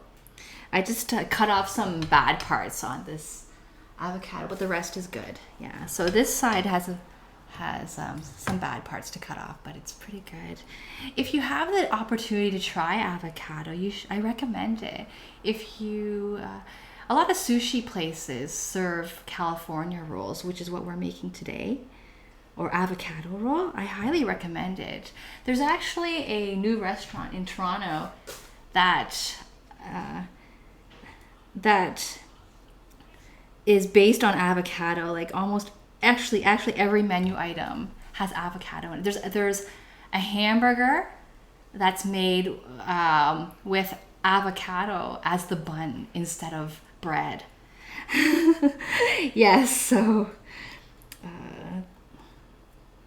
there's quite a lot of people that are fans of avocado. It's creamy. It's quite good. Yes, guacamole is mashed avocado. You're going, okay. You're going 5 days. Okay. Why doesn't my husband trust me? What was I saying before? But when I made that comment, I don't remember. I'm sorry. You'll have to refresh my memory. Okay, have a faint taste of grass. Yeah, like it's not really about the flavor, it's the texture, but yeah, it's hard to describe. It's very good though. I think, yeah, I highly recommend that you try avocado. Yeah. When I was living in Hong Kong, the avocados were imported from Mexico, so I can understand that it might not be available everywhere. I think the ones that I'm eating are imported too, but Mexico is a lot closer to Canada than it is to Hong Kong.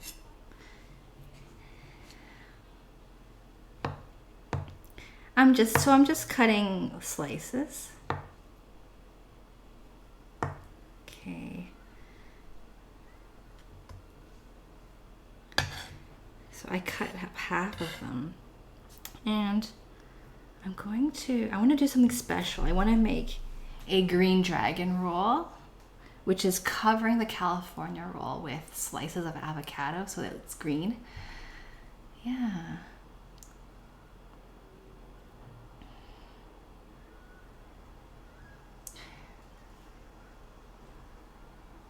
Philadelphia rolls, salmon, avocado, and cream cheese. Yum. Yeah, avocado is a texture kind of thing.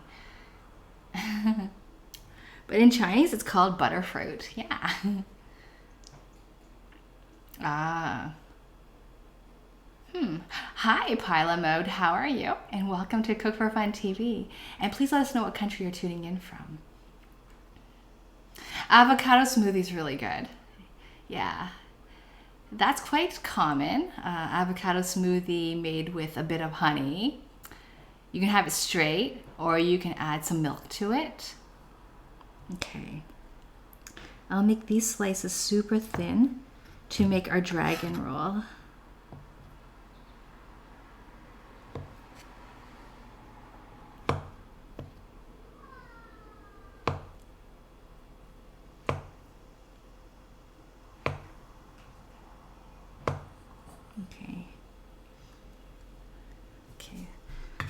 These will go over here. Cut off the bad parts.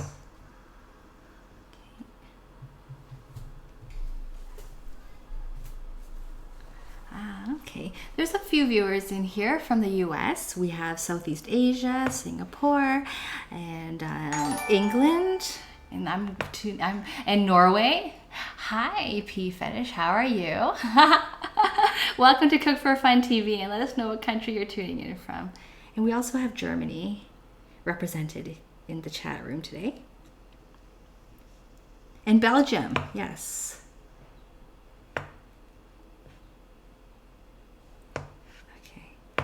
Okay, we're gonna start rocking and rolling soon. And we have our crab, our imitation crab, which is actually made of pollock fish. And usually they're in stick shapes, but these are in pieces. But that's okay, we can still use it. It's the same thing, just in a different shape. Hi, Woofy Hound. I actually didn't say hi to you, although I've been commenting on your comments. So, hello to you, and hope you're having a great weekend and Sunday so far. Oh, wow, you're from the reservation. And I'm so interested. In a couple streams, actually last stream we had someone else. Hello, Maker Geek. Thank you for tuning in, and let us know what country you're viewing from. We had another viewer who is of the Maori group in New Zealand, also indigenous. So, and he was giving me a recipe on a dish called hangi, which is a vegetable and meat dish that is cooked outdoors in the ground. So, and I was looking for indoor techniques to cook the same thing. Okay, I'm gonna work with. Good. Just deciding how much fish to use. And this is not raw, so this is not a raw sushi. Thank you so much for the follow, PLM mode. Yeah.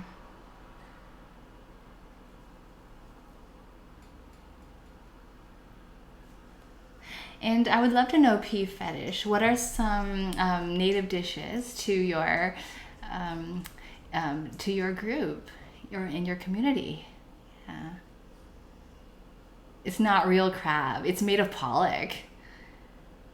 Hi, Murdcan3106. How are you? Let us know what country you're tuning in from. Aw, I'm so sorry, Wolfie Hound.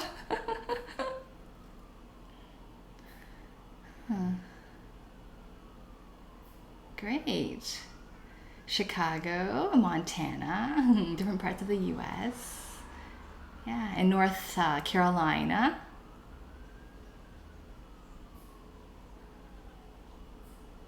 Oh, pie a la mode. I'm very clever. Cool, yum. What's your favorite type of pie?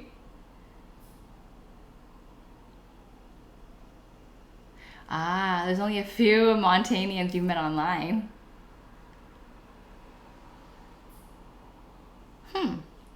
Boba. I'm popping boba. Yeah, Angelico was mentioning that it's possible to make it at home using molecular gastronomy techniques. Ah, you love encoding with Python. I think my husband might code with Python as well. That's really creative. Wonderful.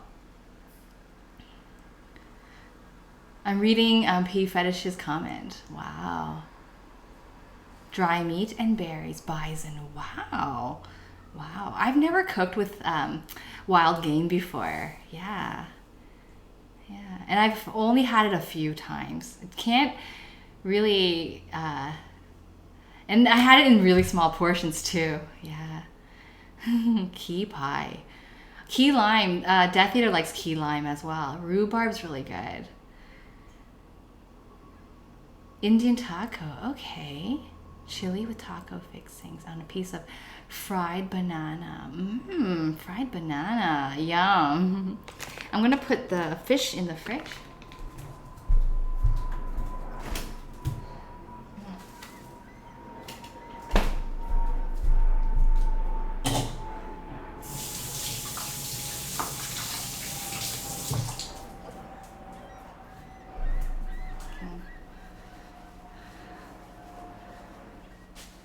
Okay.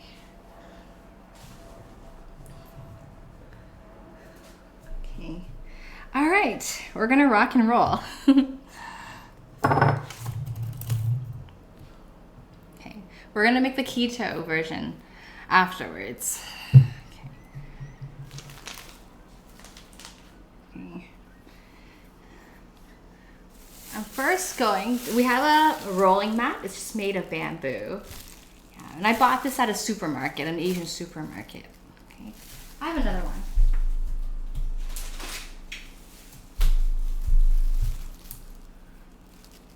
Okay. Okay, I'll use this one. I don't know. I kind of think that the one with the thinner spindles will do a better job, but I think they're quite similar. And I like the one that has different colors. Okay. Pie a la mode. I've made a pie. Oh, sorry. I have a pie I make with lemon and cardamom. Cardamom is such a nice spice. It's so fragranty. Just a little bit of cardamom adds so much fragrance. Ooh, it's so windy. Oh, this seaweed got damp. That's not good. We'll see if it's still usable. Windy, let me close the window. Okay.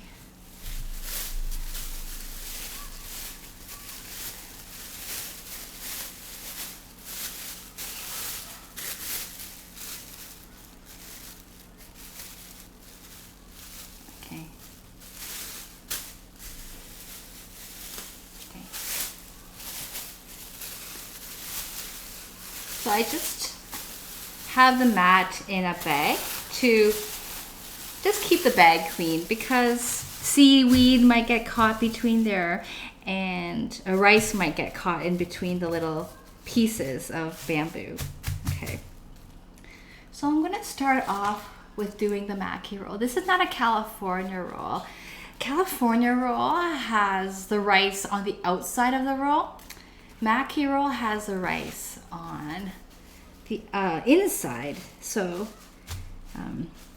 and California roll doesn't, was invented in California. The classic Maki roll in Japan is made this way with the seaweed on the outside, okay? So,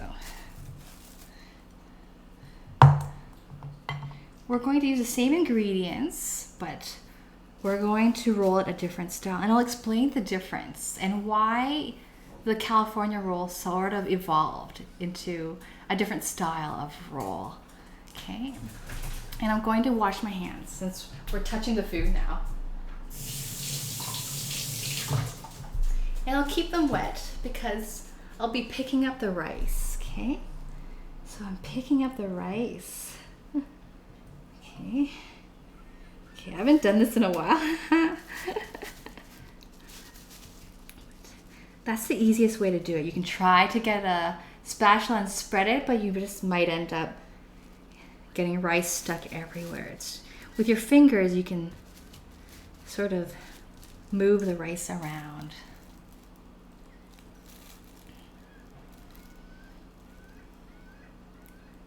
Fried bread covered in cheese. I misread that. I think I read that as banana. My mind had gone sideways. For a second. Fried bread. I haven't tried fried. Yeah, I have tried fried bread. Yeah.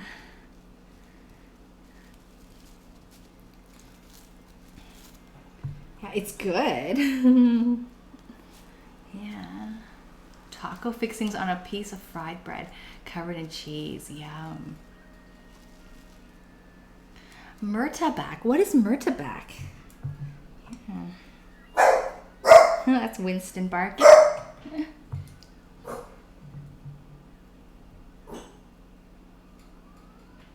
Okay, is murtabak Malaysian? Have we done Malaysian cuisine yet? We've done Indonesian. We have done yellow rice, which was made in coconut milk with cardamom, cinnamon, star anise, and lemongrass. That was really good, very refreshing, very fragranty and nice. So it's very messy. I probably need more water. I'm gonna get some water so I can dip my fingers in.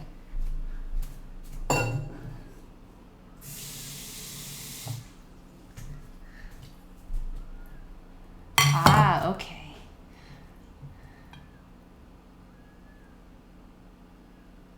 Ah, you ordered some seaweed, okay. To make soup stock. What kind of soup stock will you make, Wolfie Hound? Yeah, I wish I can give you seaweed right now. I have a lot of it. Yeah. But it probably isn't coming from that far.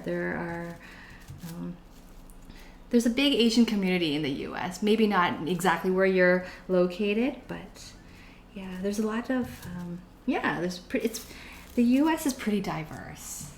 Yeah. Hence, California roll was invented in California.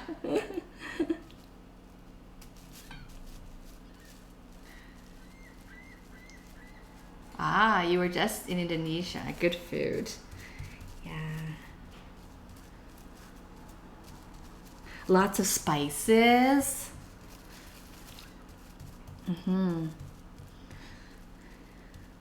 Lots of soups, lots of curries. Yum.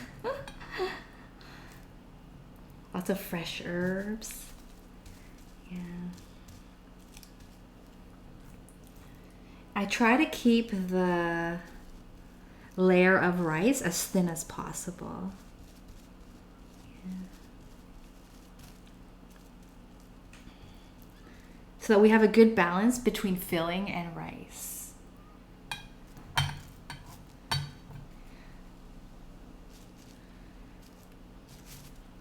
And it's also easier to roll too when it's thinner. When you're working with a thinner sheet and a thinner layer of rice on top.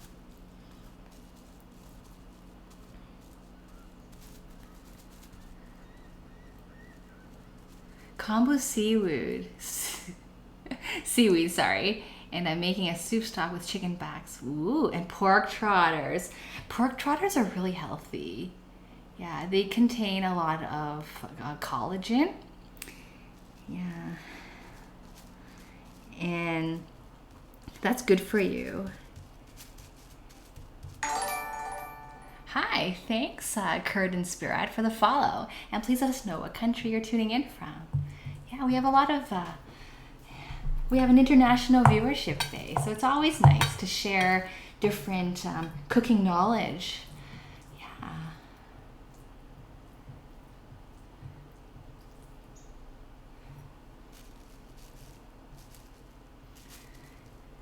I like pork trotters, but not everyone does like them. I really like the collagen that's like caught in between the knuckles. So another name for pork trotters is pork knuckles. There might be even another name too, pork feet. Yeah. Pork trotters. Yeah. Yeah. Braised pork trotters are so nice. Or pork trotter in soup and just eating the pieces of pork trotter. There's just so much creamy collagen in the trotters or between the knuckles. Actually, knuckle and trotters are different, but they're so close together. The trotters are actually the feet and the knuckles are just above them. But they're quite similar, yeah. So when Shining Bright was asking about the taste of avocado, we were all describing it as being very smooth, creamy. I think the collagen in pork knuckles or pork trotter is kind of like that. When you braise it for a long time, it gets really soft and melt in your mouth. That's sort of what avocado is like. So, yeah.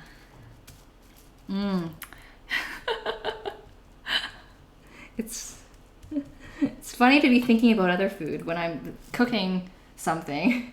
Like I'm thinking about not what I'm cooking, but about other food. Okay. I'm actually not going to cover the entire sheet. I like to keep an inch near the end so that when I'm rolling it tight, none of the excess rice will ooze out because it doesn't look as nice that way. Yeah. Okay. So let's start filling it. Put some cucumber in. Can you see that? Yeah, I think you can see. Okay, you can see me in front as well. You're gonna make a wonton style soup. Are you gonna make your own wontons?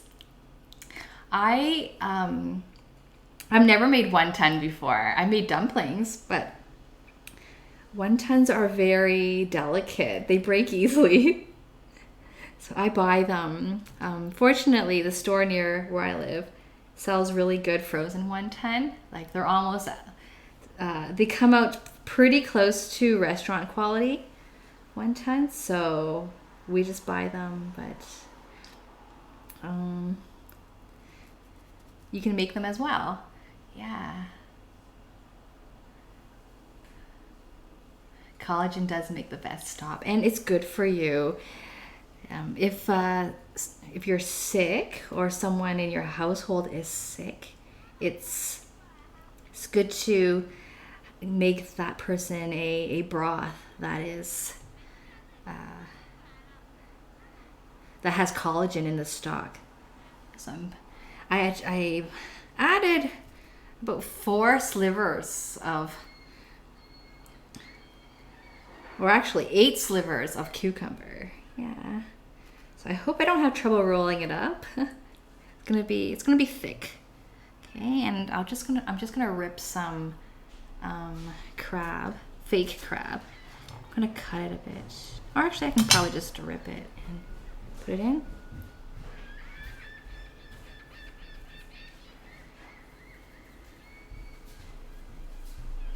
Hi, Pethion, how are you?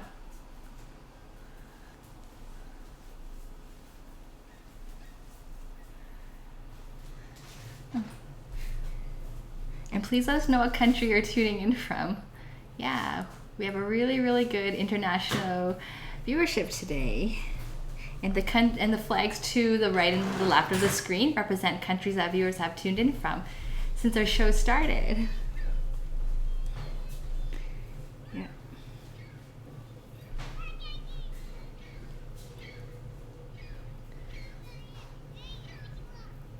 Knuckles are technically the ankles, so that's why they're really close. Okay. And they taste similar too. Yeah. So just putting some crab pieces in there. I try to squeeze another one in because meat is always good. And you can always do vegetarian Maki roll as well.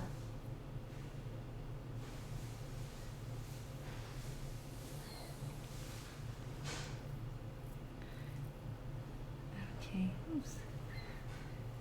All right, we're gonna start rolling it. Okay. So I'm just going to hold this. I'm trying to get this roll as tight as possible. I haven't done this in over a year. Okay.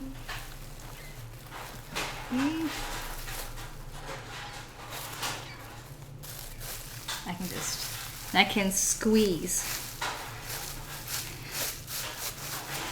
I roll and squeeze.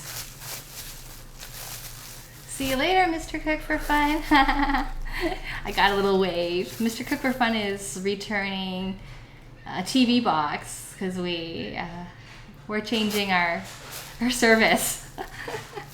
We had it for free as when we moved into our last house as a builder's special, and the service expired. The free service expired. So we're not continuing with that. We're just keeping internet. Wolfie House says bye. He laughed. He went ha ha. Ha ha.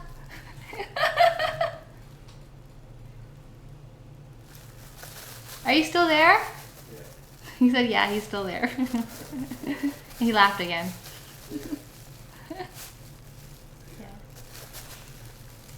He's never been on camera. He's quite shy about that. Yeah. So I'm sort of pressing as I roll so that it stays tight.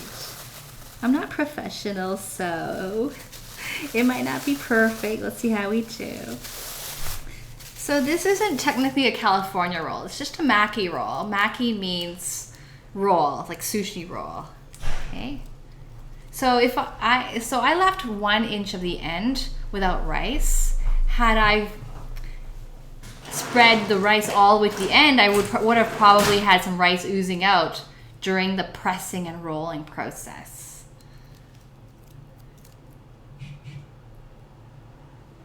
I'm sure you're a great cook, Shining Bright, and no pressure. We just cook for fun here. I know I say that a lot, but I really want people to not be intimidated about cooking because everyone can do it in some form, and it just takes practice. Yeah. Pasta could be really hard too. But yeah, if you have dried pasta, it's pretty easy to boil and then make your sauce and add it on top. There's a science behind pasta. There is. Yeah.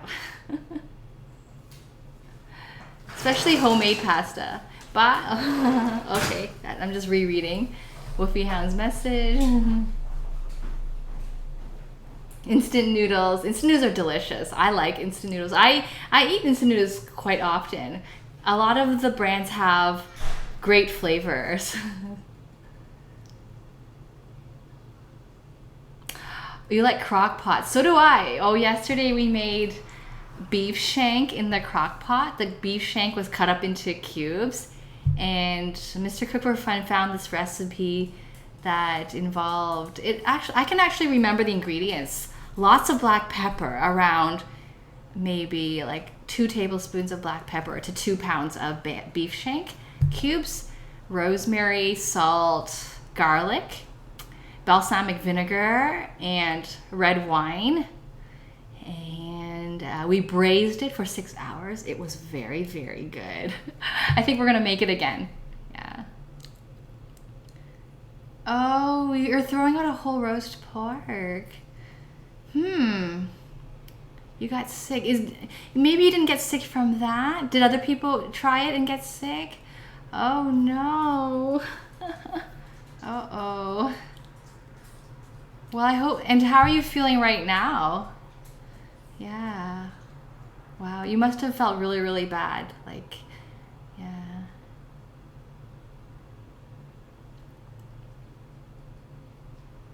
True. Well, you can find a way to salvage your any accident, like your food if you have an accident. Like just with the boba, I didn't use enough water, but it still worked out. And I probably could have added more water and boiled it again. Yeah, sometimes you can save your culinary mistakes.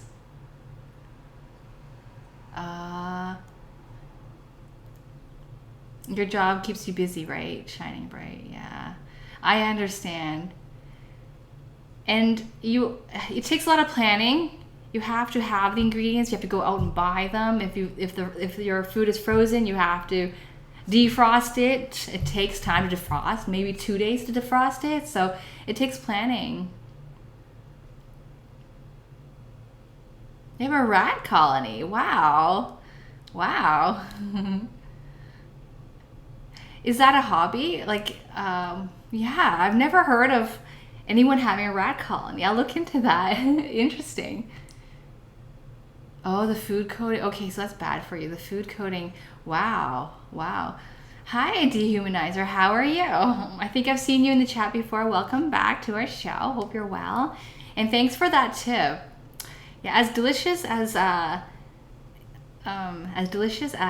instant noodles is, it isn't healthy for sure.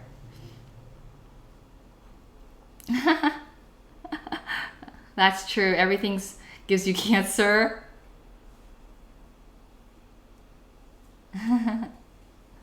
Peanut butter. Can you give that pork roast away? If you had a neighbor and you just said like, we had leftovers, they would probably appreciate it. Or if you froze it and looked at it again in the future, it might be okay because it's a roast. It took time and a lot of love to cook it.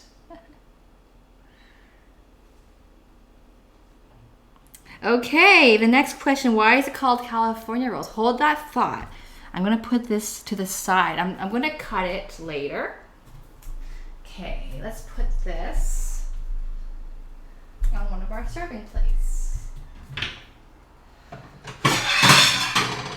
Okay, so I do know why it's called California rolls.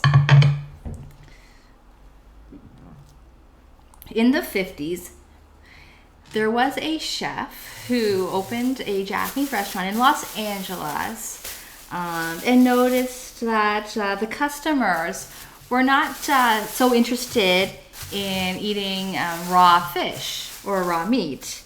And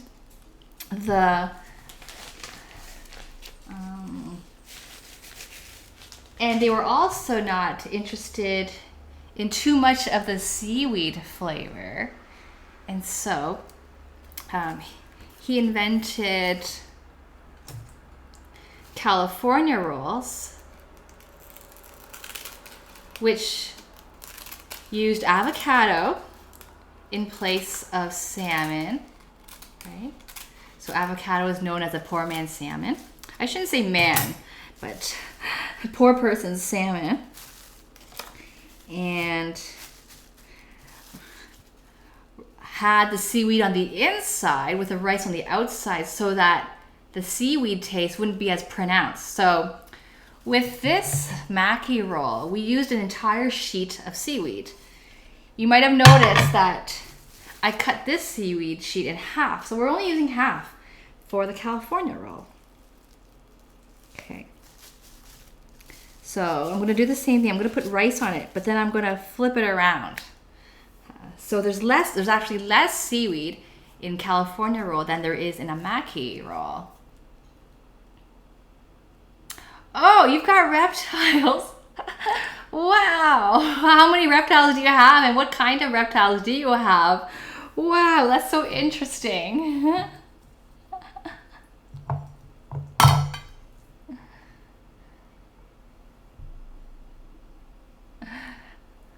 I'm reading Dehumanizer's emote. Well met. Cook for fun and chat. Thank you.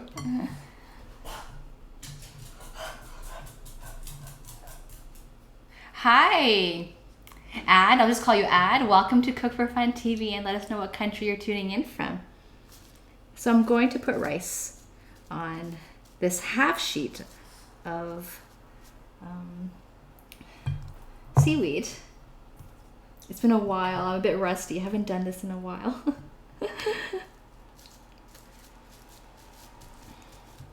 I think the sushi chefs do it much faster.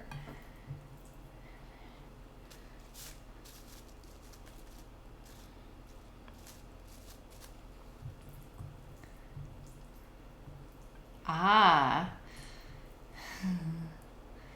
Maker Geek bought an immersion circulator. Wow.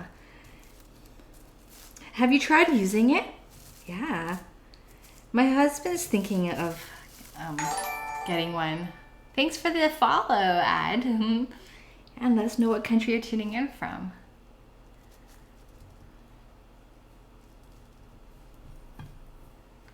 A monitor lizard and a tegu lizard. How big are they? Wow. And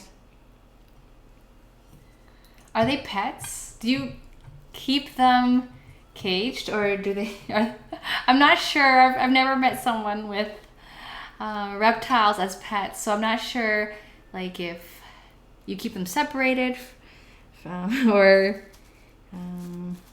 they're domesticated and you can have them out.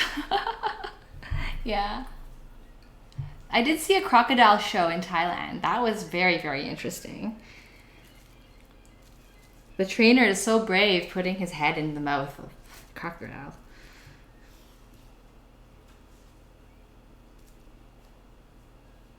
Pythons. Oh, I missed that, pythons. And when I was in Thailand, I had a python around my neck, but I think it wasn't dangerous. So, or they might have done something to the python. A viper. I think I have seen viper. Yeah, and he gets himself bitten, and then he shows you his reaction, and he's screaming because it hurts. I think that's. Yeah. I think that's the same YouTuber. Okay. Oh, you're from Portugal. Is your flag represented? If not, we have to add your flag. Well, welcome to our channel. Yeah. And what are some favorite foods that you like to eat in Portugal, or that are from Portugal? Yeah. We like to share information about food. Yeah. And we also take viewers' requests as well. I'm pretty slow at this. Okay.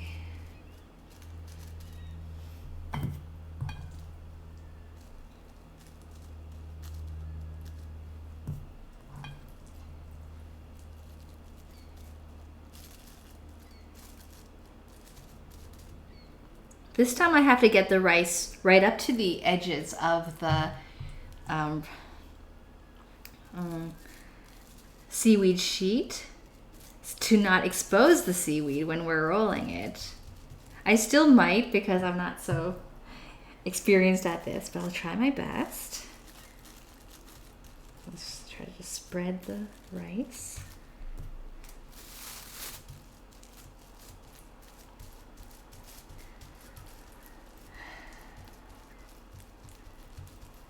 Thanks for the feedback, Ad. We haven't cut it. Once we cut it up, you can see the textures inside. It'll look better once it's cut up. We also have our ketone roll as well. Yeah, I'm a little worried. Nervous about making that one. Sounds hard to cut the cucumber in a special way so that it resembles the casing of the seaweed or the sushi.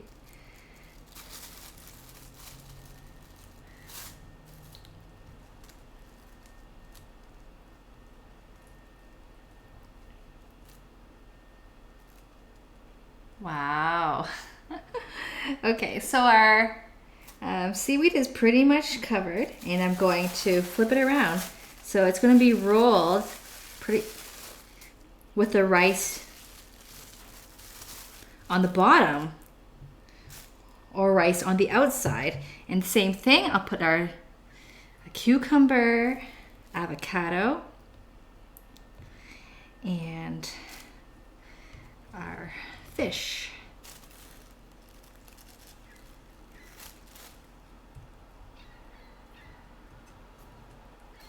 Okay.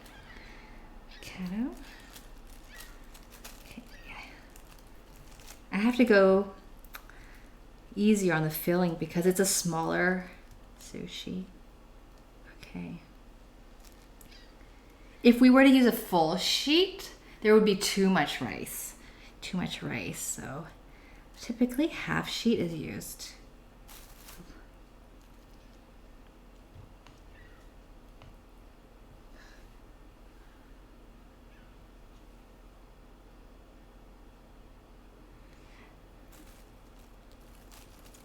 Hi, Big Nose. I forgot to say hi because I saw your question to explain why it's called California rolls, and I didn't say hi, and I went and answered your question. Can I cook balut? I don't know if I can buy it. Can you buy it? Where you are? In Alberta? Yeah. But I've seen balut in a Vietnamese restaurant, actually. There was a sign that says, "We sell balut." But cooking it, yeah, I don't know. I'll ask around. Yeah. I'll ask around. I would think it's available because we have a lot of ethnic foods available here. Balut, in case you're wondering, is a Filipino, I guess, specialty. It's an egg. But it's been a little bit more developed than the egg than most eggs that you buy in the supermarket. It's not just an embryo, it's slightly more developed, and you can buy it developed at certain ages. Yeah. And it's a specialty. Yeah. I had it when I went scuba diving in, where was that place?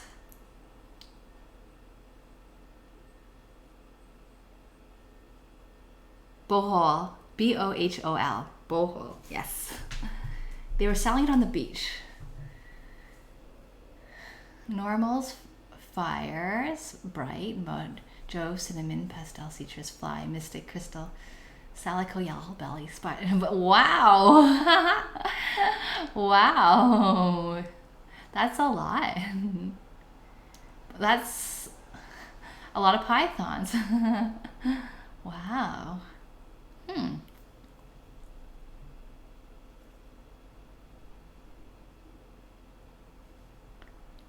I'm going to research each of those. Yeah. I didn't know there were so many. At least I didn't, well, I didn't know of so many. Yeah. Whoa, you have 25. Whoa.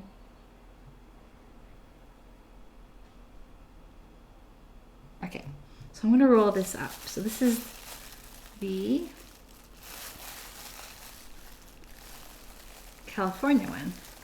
Actually, I can probably put a few more ingredients in there. I thought I might be a bit tight for space. I'll add an extra cucumber.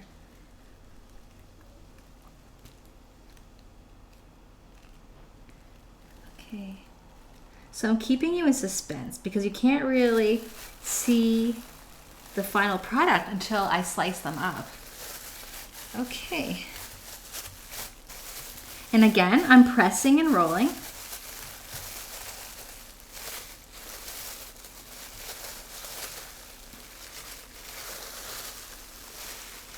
Okay, so there we have it. We have our California roll. Oops, okay, let me make sure you can see that.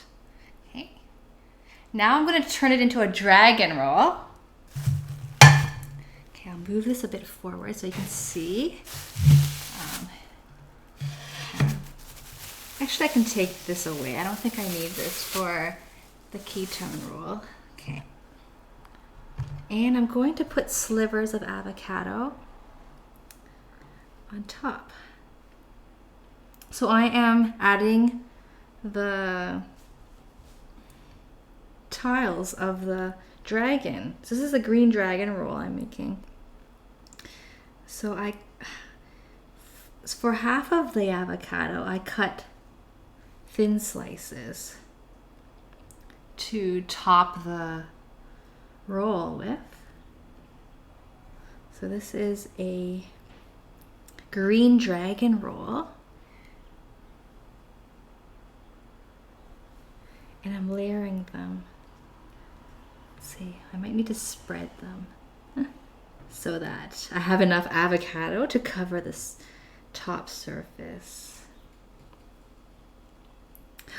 You know what, I might want to do a diagonal. I changed my mind. I want to tile it in a diagonal shape or diagonal direction. Yeah.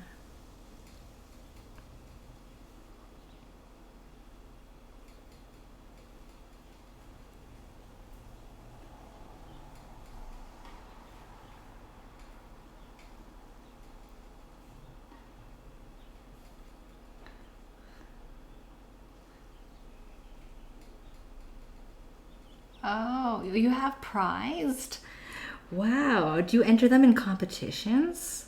Wow.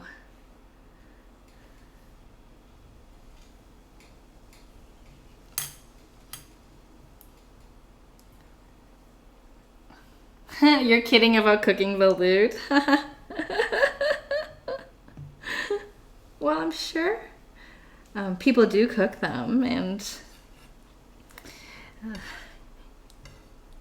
yeah, I'm sure it's not impossible to do a stream on cooking balut.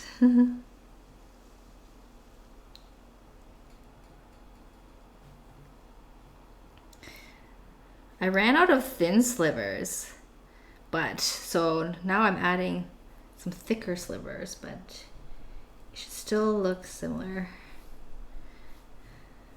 I'll show you a close-up in a second so that you can see how this is turning out. Some of these avocado slivers lost their shape, so they don't look so nice when I layer them on. Okay, just need to like come up with a couple more. Okay, make them straight. They're not quite diagonal anymore. Okay. Give you a close-up in a second. If I had a fried shrimp, I could have had a head sticking out in the front for the dragon. All right. Really sticky fingers. Oh, okay. So take a look at that. That's a green dragon raw. I don't have a head on it.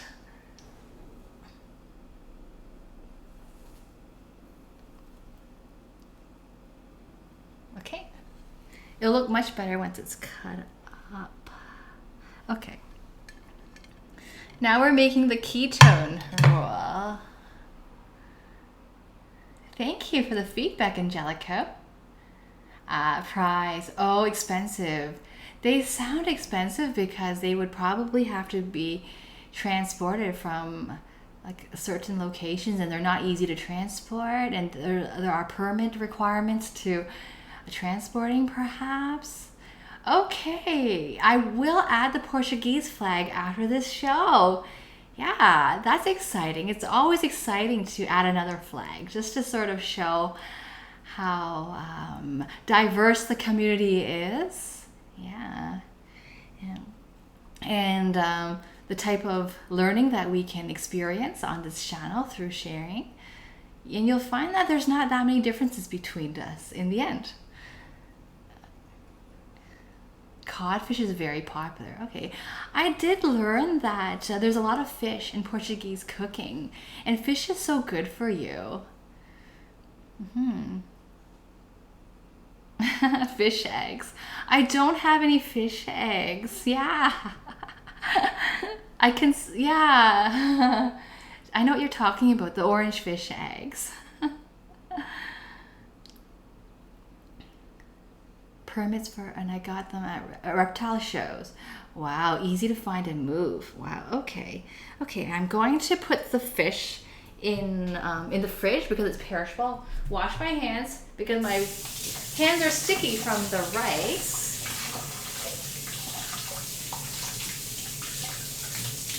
And then we'll make our ketone roll. Okay.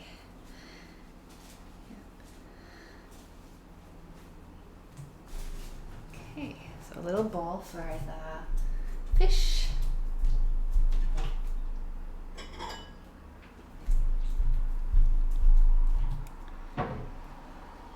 Actually, we're using it. We're using it for the ketone roll. Okay, so that's okay.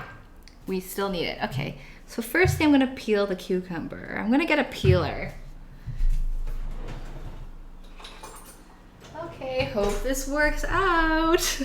Because I don't have another cucumber to work with if it doesn't. So this is a ketone version of sushi. Okay. And I have another story regarding ketone sushi. I also read that sushi was originally a ketone-friendly dish.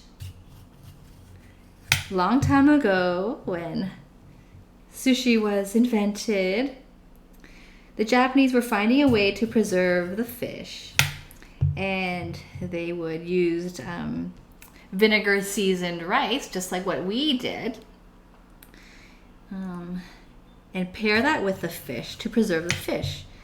But then afterwards they would throw out the rice and just eat the fish. So sushi used to be a ketone friendly dish, but then the practice has adopted such that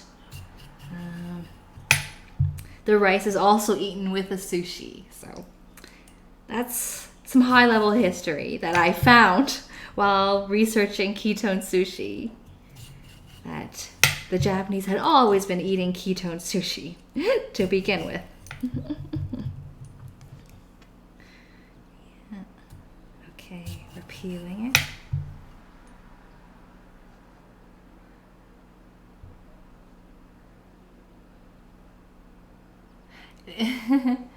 Inject fish sauce into tapioca. Ah, that's so funny. Inject some fish sauce into the tapioca pearls. I could get two of them and use them as eyeballs. I think I'll do that. Can I do anything with these? Like turn them into these like skins? Could turn them into like wings or legs? Yeah, I could. Turn them into I don't know. Okay.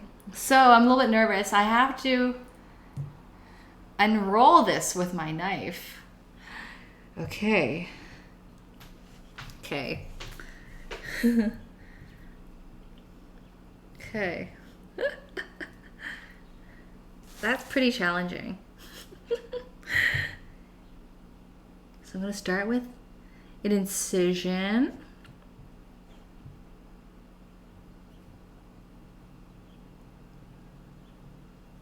Okay.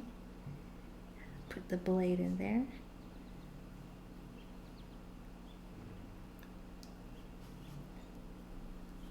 Wow, I think I have to work with half at a time and then turn it because I won't get it straight and I might cut through the cucumber. Thank you so much, The Last Asian, for your follow.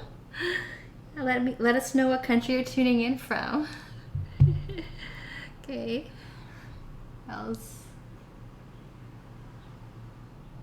Yes, Kent 0456. I bought the pearls from the grocery store. Get a little nervous.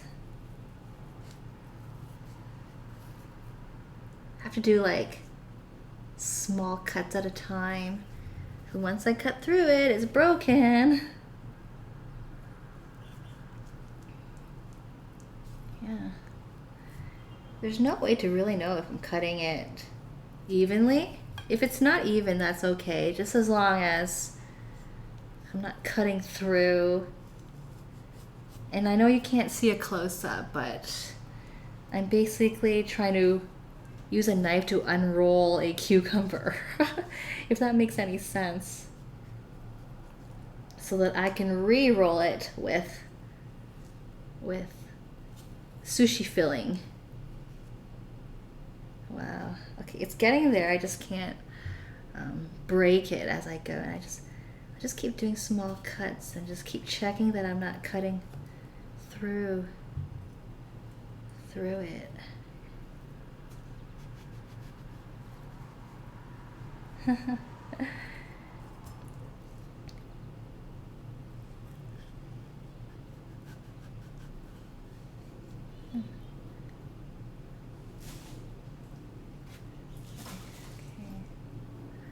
But as for decorating the green dragon roll, yeah, I'll take a couple of tapioca, the pearls out, and use those as eyeballs. I have like this piece of hair that somehow ended up on the counter. That's not good.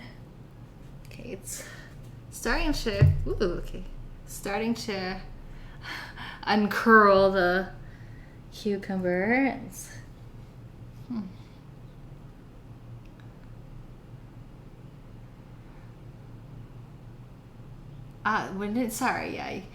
Username, wouldn't the straight edge of the cleaver? Maybe. Interesting.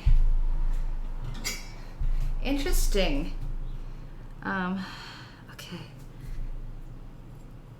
If it'd be better if I had a mirror so I can see. You're right. I feel like I can make it more even that way.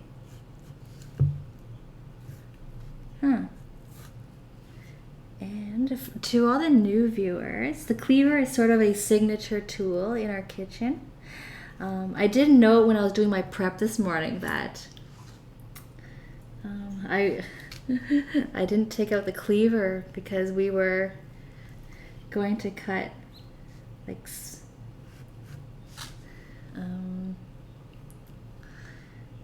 the avocado and the cucumber. Mainly the avocado, I wouldn't use a cleaver for. But yeah, that is working. And I can actually stop because I'm getting to the seeds. But I'll keep going as much as I can.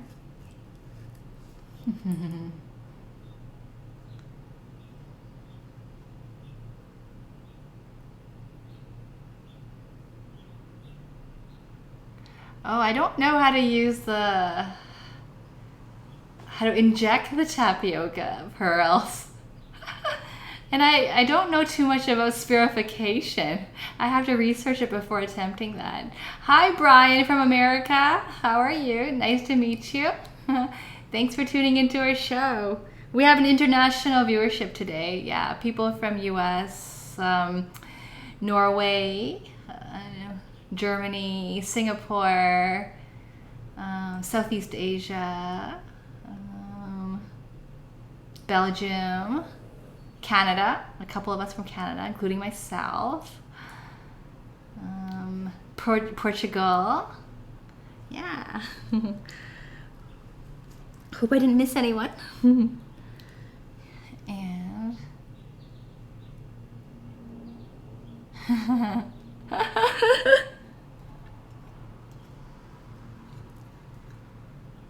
it's actually not bad using the cleaver.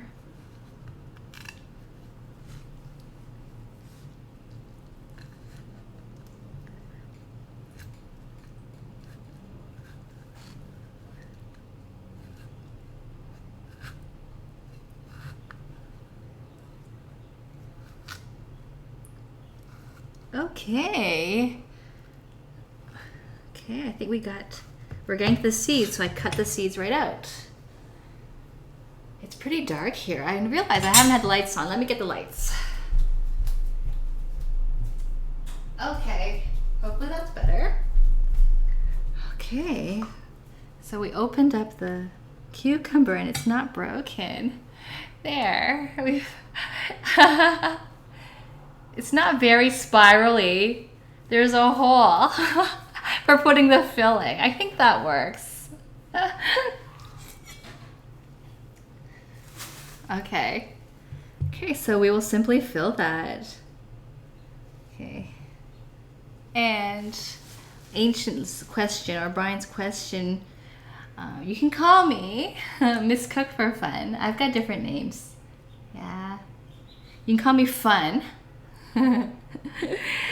And Death Ear calls me Marie with an accent aigu. Okay. Okay, we're gonna stuff this with. We're not gonna stuff it with cucumber because I think there's a lot of cucumber here. We're gonna put the avocado in here. Can't really unroll it completely because I might crack it open, so I'm sort of just gonna do my best to stuff them in there.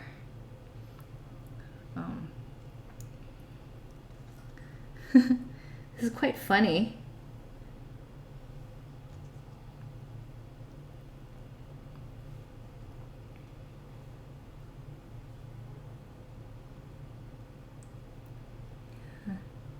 And I can't really get them even.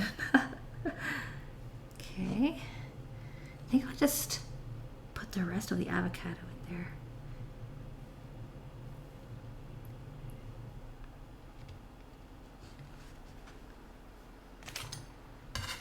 Let me move some stuff out of the way. Okay. Okay, I think that's enough.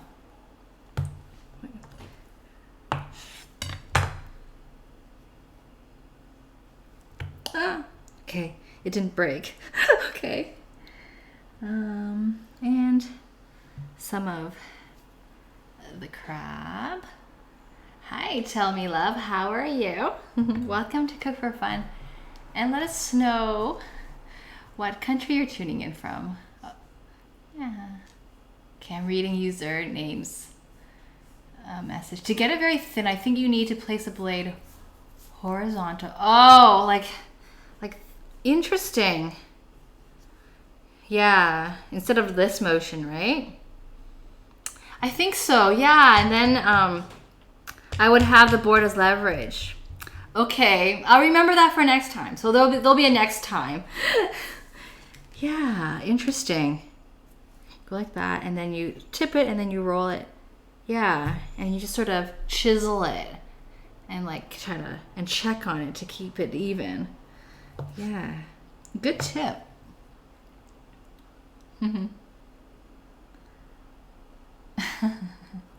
Hi, Raquel Bang, how are you? And welcome to Cook for Fun TV. And let us know what country you're tuning in from. I can give you cooking advice. The secret to your love's heart is through his or her belly. Okay, I only put, ooh, it's kind of overflowing. Okay, side. try to stick some more in. Okay, don't break on me. Okay. All right.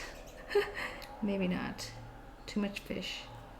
Not too much fish, but it's just overflowing. Okay, so we've got our keto one here. I'm gonna put the fish in the fridge because it's perishable. Just put this in the fridge. Okay.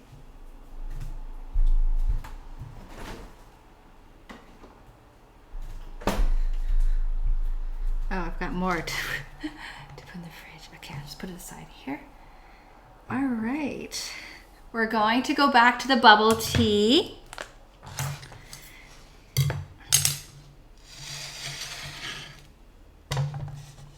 Okay.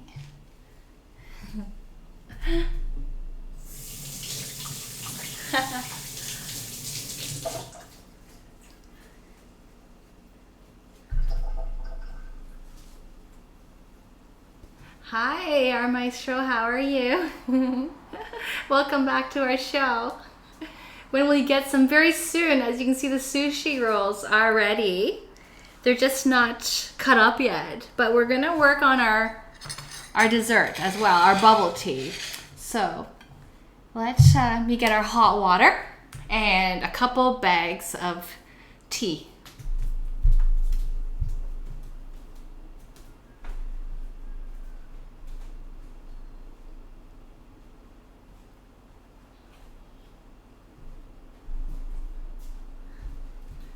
Oh, our hot water was right here. It's actually not super hot. I'm gonna put this on the kettle again. It won't take too long.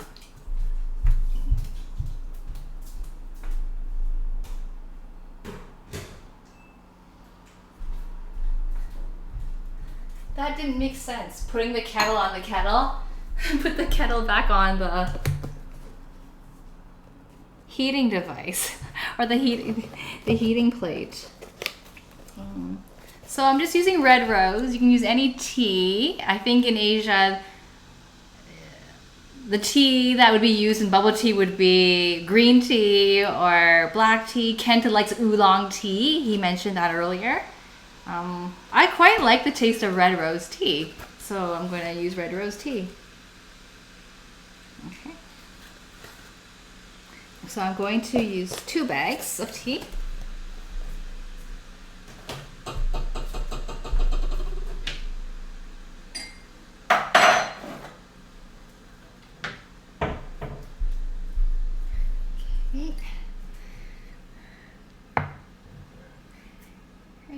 And I'm gonna get some cream or milk. You can use milk.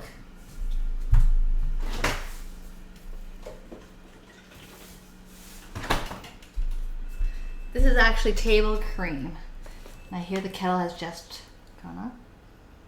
Just smell it to check if it's fresh. August 11th, so okay, we're good.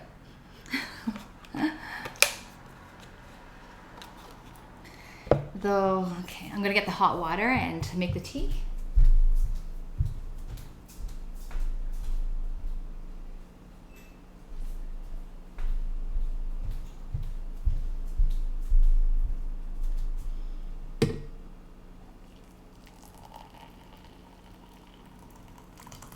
Oh, okay, it's gonna be strong tea. There's gonna be more milk. I didn't boil enough water, but that's okay. I like my milk tea more milky. Okay, and we're gonna let that actually sit for around 10 minutes, that long. Okay. Okay, so let's cut up the sushi and we can pipe some wasabi and sriracha on them. I'll get some sriracha out.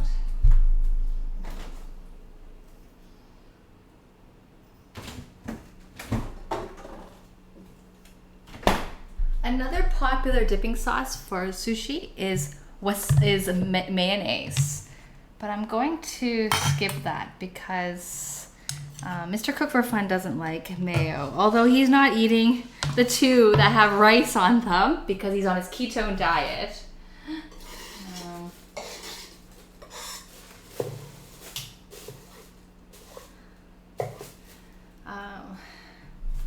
going to stick with wasabi and sriracha because I like the colors, and I think color is important in presentation. So skipping the mayonnaise. Okay. Okay.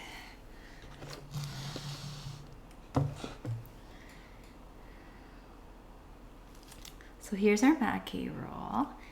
I'm going to do 2 types of cuts. I'm going to use a bread knife so that I could saw it carefully. If I use a knife like this and try to go through it, I might sort of alter the shape of the sushi so that it's not round anymore. Using a bread knife with the teeth on it will help you sort of control the cutting so that you don't smush it, basically. A regular knife will smush the sushi. A bread knife will sort of help you control the cutting process so you're not likely to smush it as much.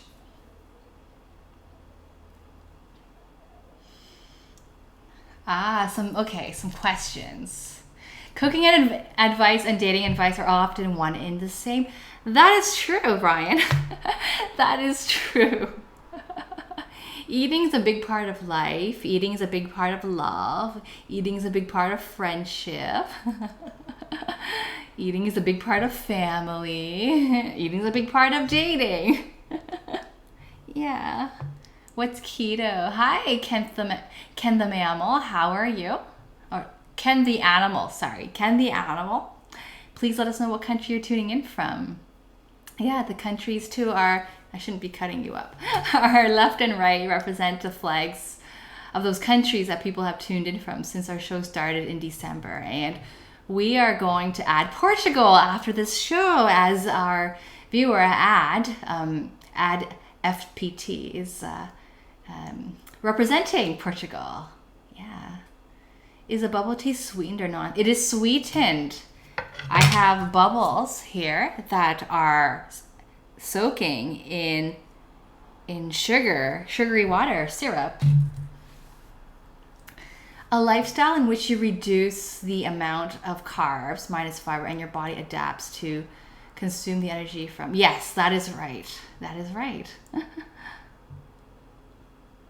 Why don't you use maple syrup in the tea? Or, yeah. I'm keeping it simple.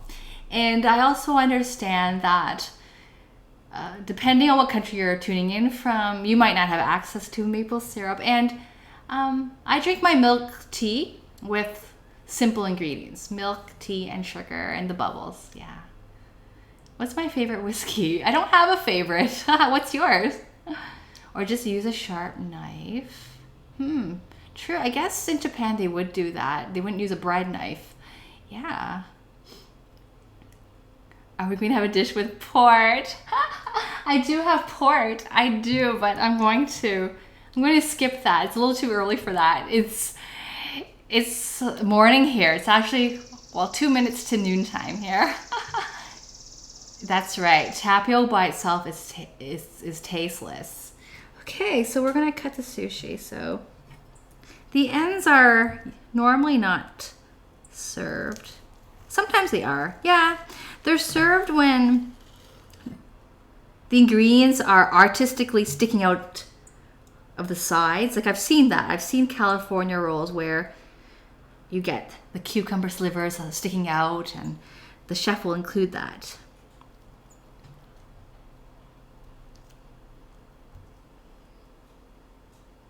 Wow, I've never tried boiling in port. Wow, it sounds expensive to do that. Port is a very nice wine. Yeah. Okay. So here's what it looks like. Ooh, there's a rice grain that sort of slipped out.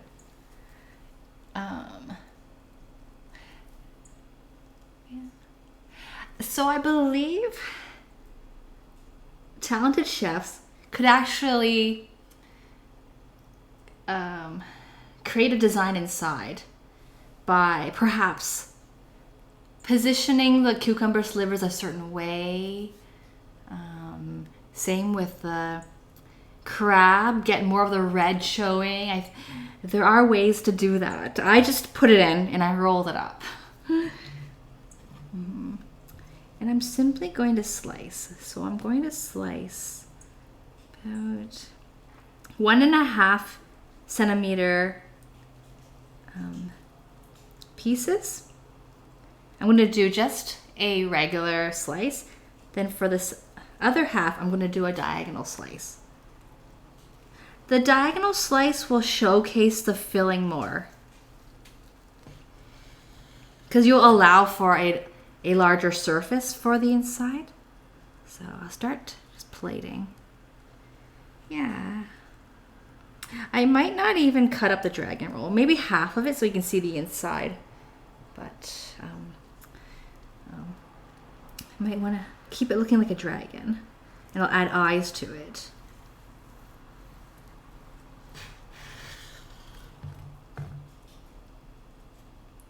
I'm only going to plate the ones where I can see the red from the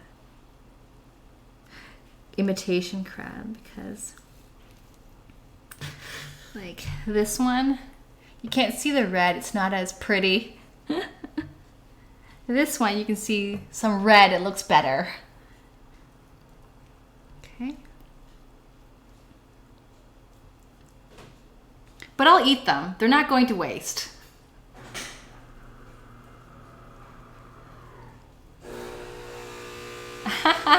I did see your message, Wolfie Hound, yes, as I was like multitasking. So noon is cocktail hour.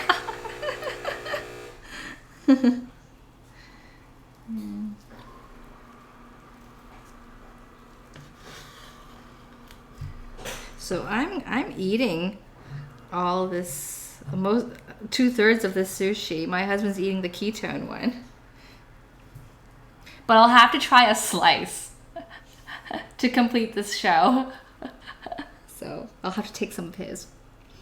Okay, now I'm going to do a diagonal slice to show the difference. So I'll have to sort of cut some off so that I can start diagonal slicing. Okay. What type of sushi is Maki? So Maki refers to a sushi roll. So there's different types of Maki, and when you have a sushi roll, that's a Maki. Sushi without the word Maki is just the raw fish with the rice under it. So so that's sushi, just rice in the fish. And sashimi is the raw fish without any rice on it. Yeah, so Maki is any roll.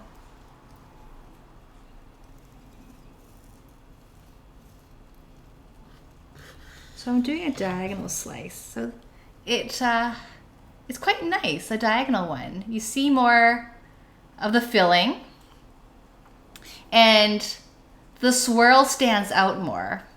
So there's that.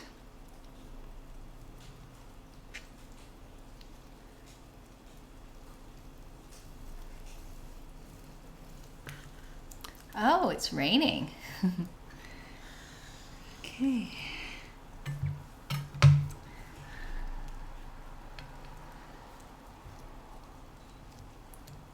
I'll show you this close up in a second. Okay. Okay. And I can't quite get another diagonal piece from this end, so, but it won't go to waste. It'll get eaten.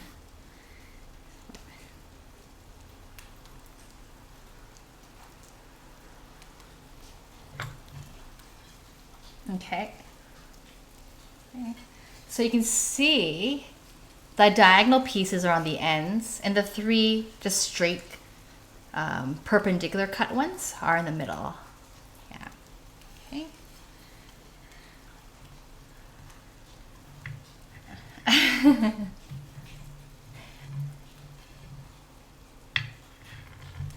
Oh, cucumber Maki.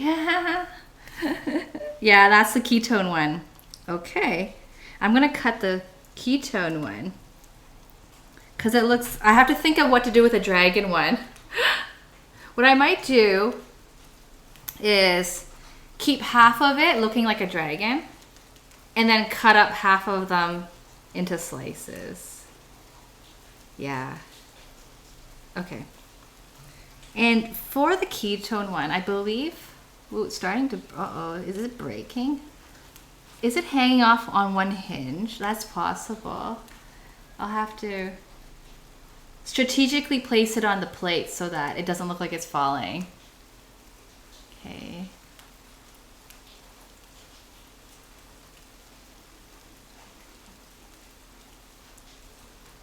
You're from the fries country.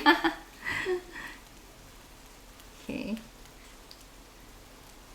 I did see your picture of Belgian fries a long time ago, around March. And they look really, really good. Okay. So I'm gonna cut. It's definitely gonna break because it's only hanging off of a hinge, but I'm going to find a way to keep it from falling apart. So one side hasn't broken off, and I'm only gonna cut this into 4 pieces. I think it's quite delicate. It doesn't, there's nothing binding it. It's sort of the shape of the cucumber that is keeping it looking circular, but it's been cut, so it's not very secure. Okay, so here goes one cut, and so that's that. Not bad. It's an end, but I don't have much to work with, so I'll just use it and put it right on the plate, and hopefully it sort of keeps its shape. Okay. Cut another piece.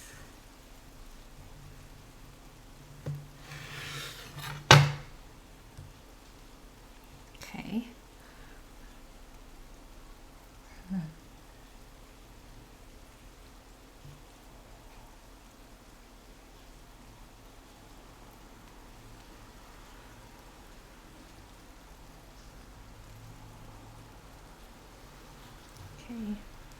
I hope it doesn't fall apart. Okay, so what I did with this, oops, one of them fell apart, but I'll try to repair it.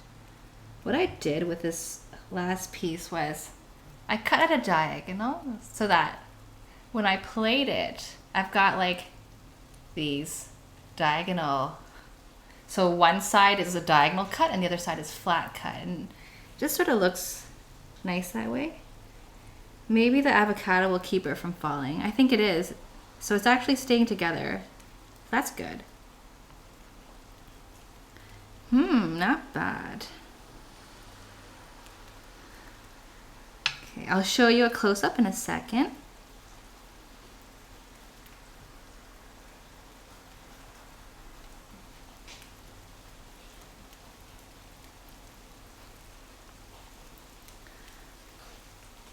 What I'm doing is having them placed side by side so that the ones that are not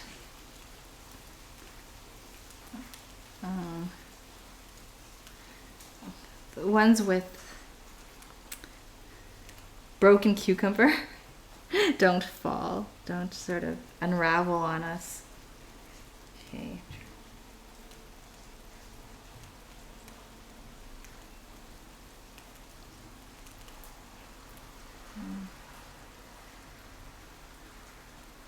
Okay.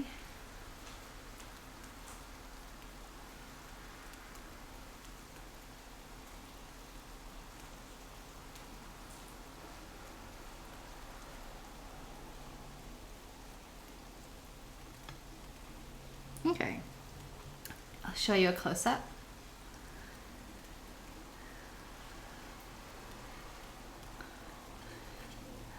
Yeah. You can see this one splitting. It's quite interesting. I've never made the ketone sushi before. Okay, now for the dragon roll. I think what we're gonna do, I'm gonna put this back on the cutting board. And I actually think I'm supposed to cut up the sushi first and then put one sliver of avocado on each piece. And I also have sesame seeds too to sprinkle on. So I'm supposed to, I think that's how they do it in the restaurant. And then, yeah. And then I could place it on in a coil shape to sort of resemble a dragon. Okay, so I'm going to change it up a little bit. Okay, I'm going to kind of move these a bit because I want the dragon to sort of be coiling. I want it so it's not going to be right in the middle. You'll see. It's gonna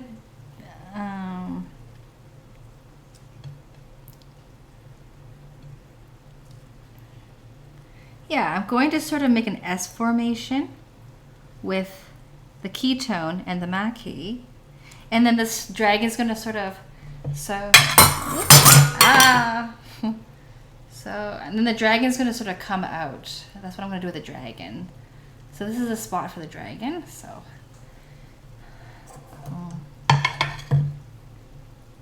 Okay.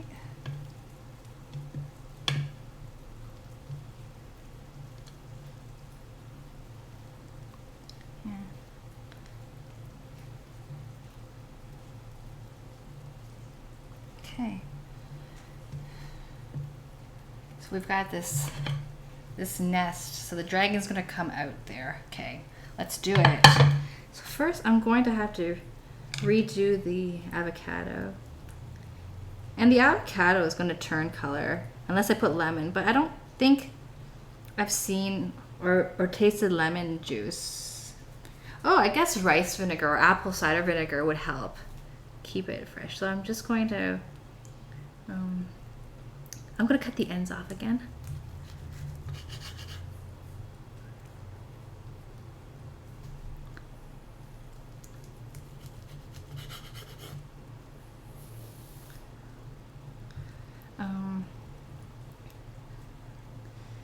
Okay.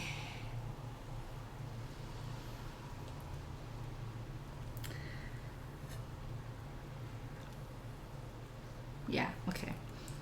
So cut my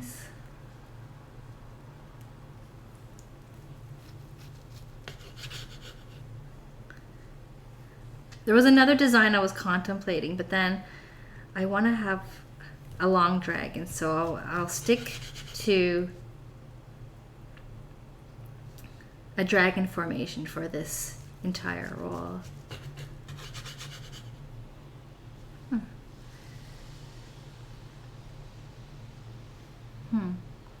Yeah, okay. I'm cutting these a little thinner than the Maki because I want to make sure the avocado sort of engulfs the sushi. Like I want it to really show the green on it. So I want there to be excess like avocado sort of flowing over the sides. Like, okay. And where does the tapioca go? I'll figure that out. Okay. Okay, so like that. So I'm doing okay. I'll show you a close-up once I put it on. Put them on. Oh, before I do that, let me sprinkle sesame too on it before I transfer to the plate. So I'm adding the avocado on now.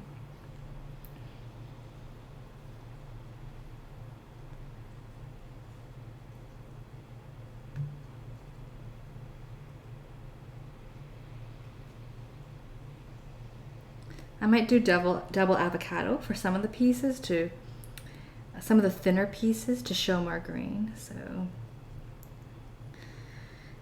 those pieces, those would be the scalier parts of the dragon. Okay.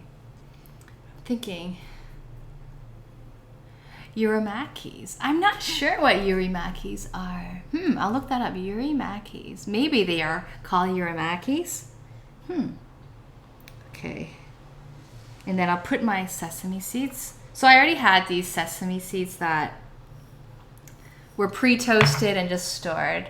They're just a mix of black and white sesame seeds that have been toasted. And I'll just sprinkle it. So add some texture to the dragon, to the dragon back. Okay, I've got some excess. I should put some on the others too. Now I'm making a mess on the plate. Yeah.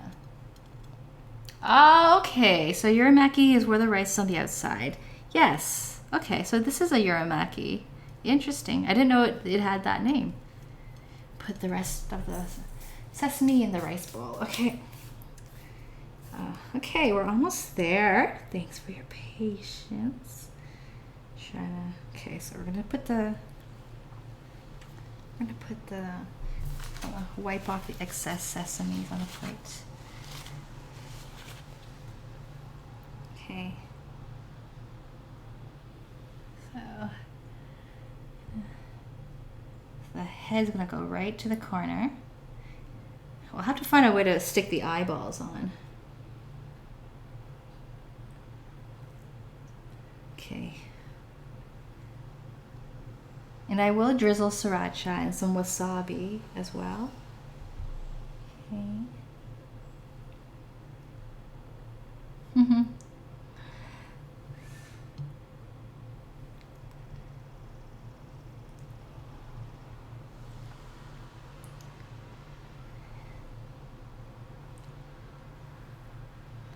So I'm trying to make sure the dragon is coiling.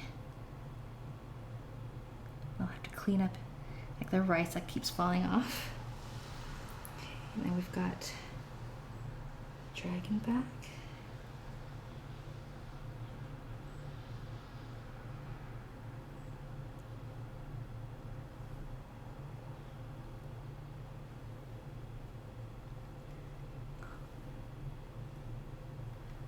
Okay.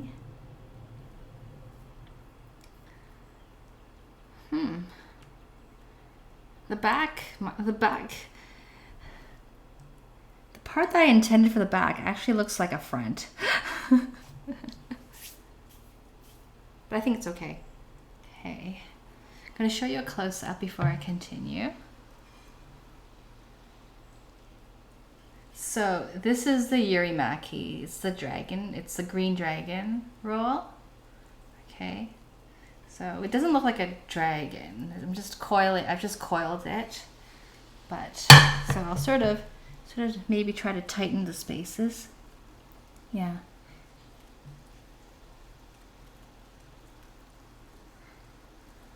Try to make it more like okay, that's better. It's more like stuck together. That's great. You can buy sushi everywhere where you are. That's great. So your place has a lot of selection. Yeah, I find that with globalization, and we're really fortunate to be able to buy all kinds of food no matter where you are and try different things and have more variety to choose from, like for your meals.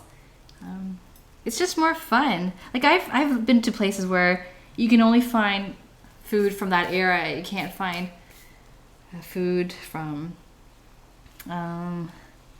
near like other countries nearby.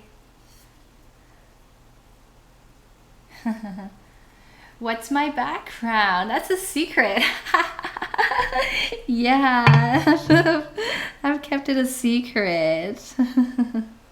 I have disclosed a bit of hints in other streams, so I guess I can tell you those hints. Yeah, I hold a license for the occupation that I do. So, and if you were to know, so I got a question from Brian what to call me. If you knew my name, I'm definitely searchable because I have a license for the work that I do.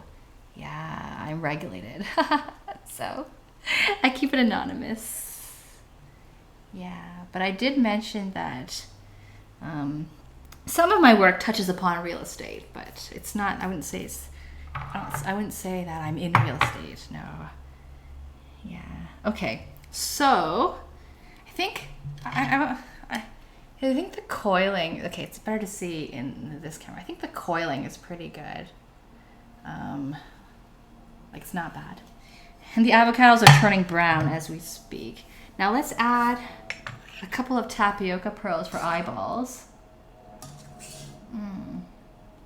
Okay, they're really, really gooey. Okay, I'll just have to get a couple of eyeballs and put them on. Okay, I use, whoa. Okay, don't fall, please. Don't fall.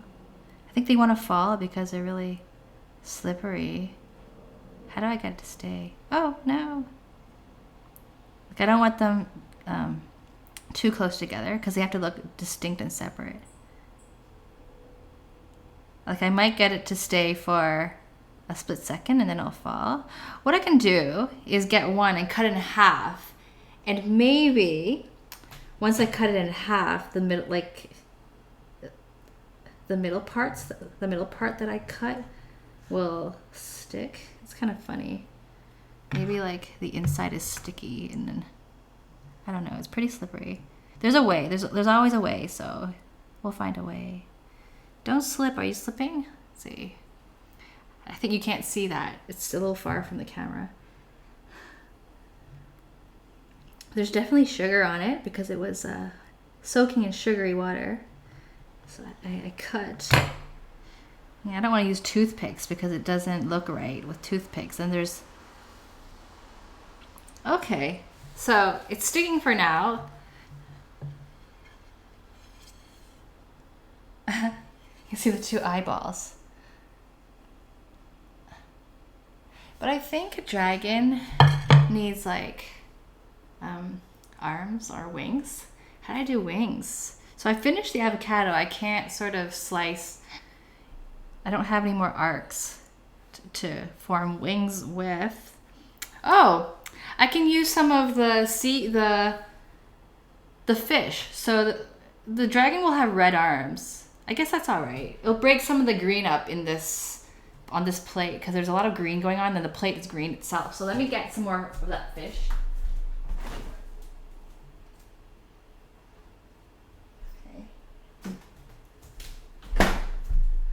Okay, so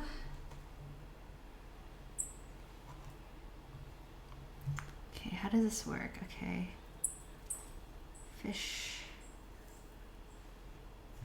Okay, so I think I could just do a diagonal slice and make sure that they look symmetrical somewhat to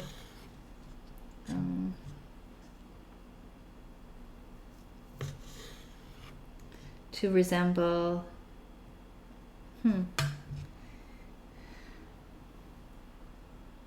It's not that creative. Not I don't think we have it yet. I feel like yeah. It kind of looks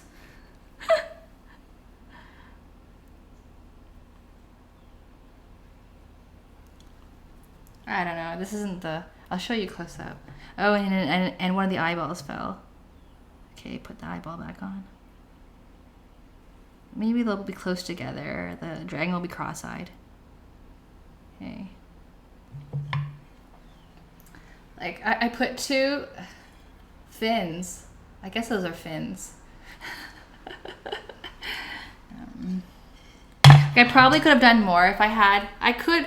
if I had like more avocado slices to sort of make these nice wing designs with overlapping slices of avocado, because the avocado slices are shaped into these nice arced pieces.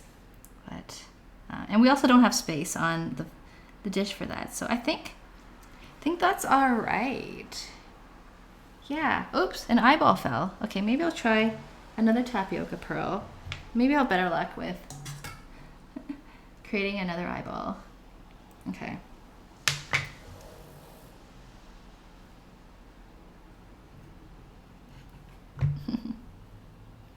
Okay. Thanks for tuning in, Brian, and we'll see you next time. Enjoy your day and rest of the week.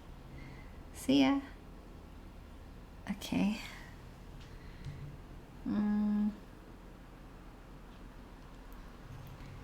Okay.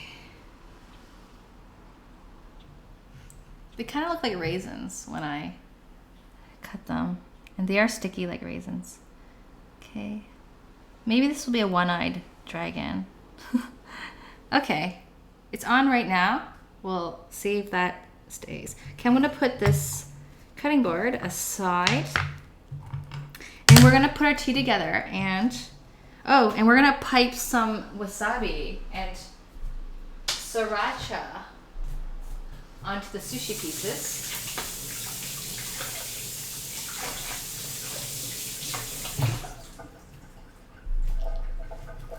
Okay, we're almost there. Okay, so put it here. Okay, we have our wasabi, which was absorbing or thickening while we were preparing the food. And I have a plastic bag. I'm actually going to start by adding some sriracha, because there's so much green going on the plate that, and red is the opposite color of green. It will just help provide a nice accent and bring out the food. So it's the dragon. I'm going to put a rim of green on each of the scales, I guess, and that will also blend in with the wings that are also red. So I'll do that. I won't do it. Yeah, I'll do it everywhere. So I'll put some on the head. And sriracha is pretty easy to work with. Like, I love the squeeze bottle. I just put a single rim because I don't want it to be too spicy. Like,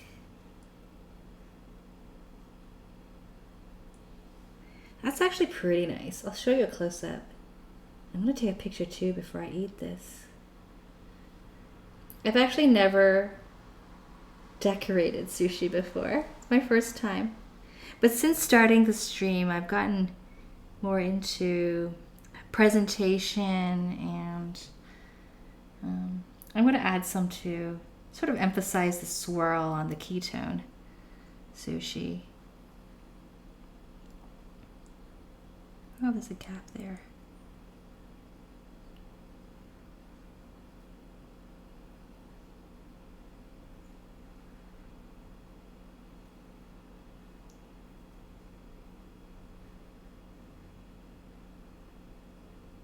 I'll show you a close-up.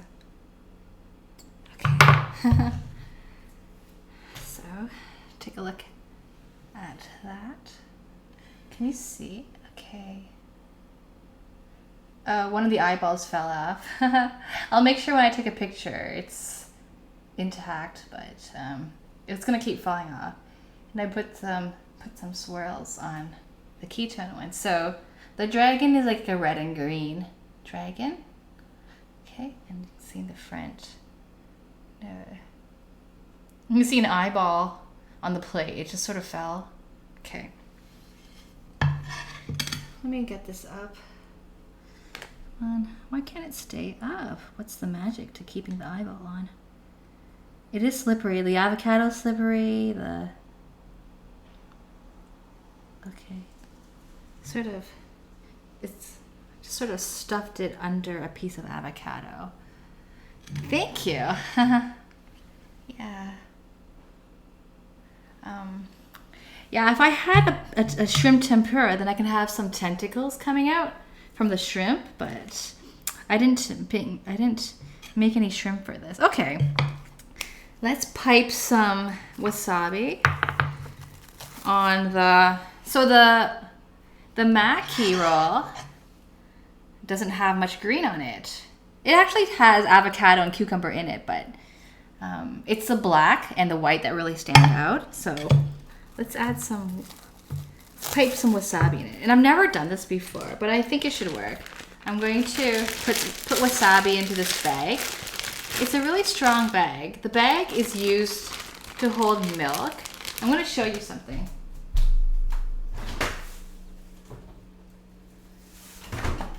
So in Canada, our milk comes in bags. Yeah, it's just an environmental friendly thing. We also have milk in jugs and cartons, but to buy our standard milk that's cheapest, it comes in bags. We get 3 bags, a set of 3 bags, which equals 4 liters. Okay. So it's really, and I save the bags because they're very strong. They're not flimsy like grocery store bags or Ziploc bags, like the sealable bags. Like they're really strong, so I quite like them. So I save them. Okay, I'm gonna get a clean spatula, and we're gonna put the wasabi in the bag. I'm gonna stuff it right into a corner so that I can pipe. Never done this before, but I've seen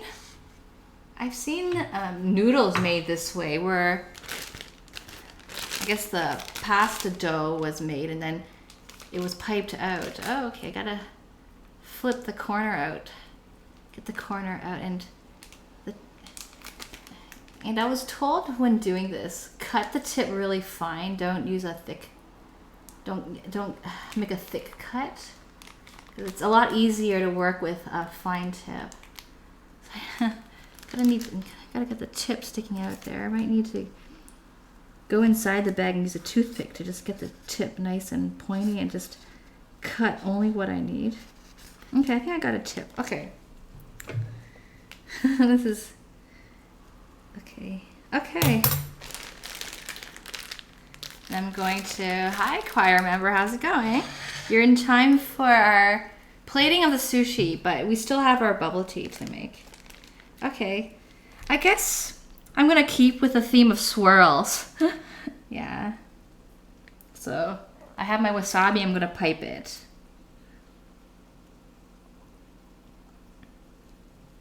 And I'm gonna pipe it on the rice portion of the sushi. I'm not really gonna try to hide the filling, because the filling is supposed to be the good stuff. The rice is good too, but it's like the filling that really is why people choose the particular sushi they want. Okay.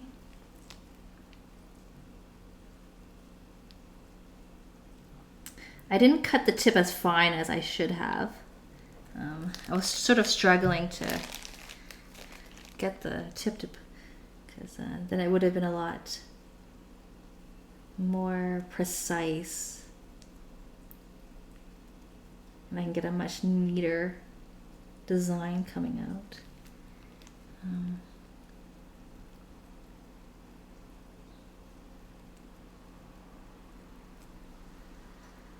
Okay.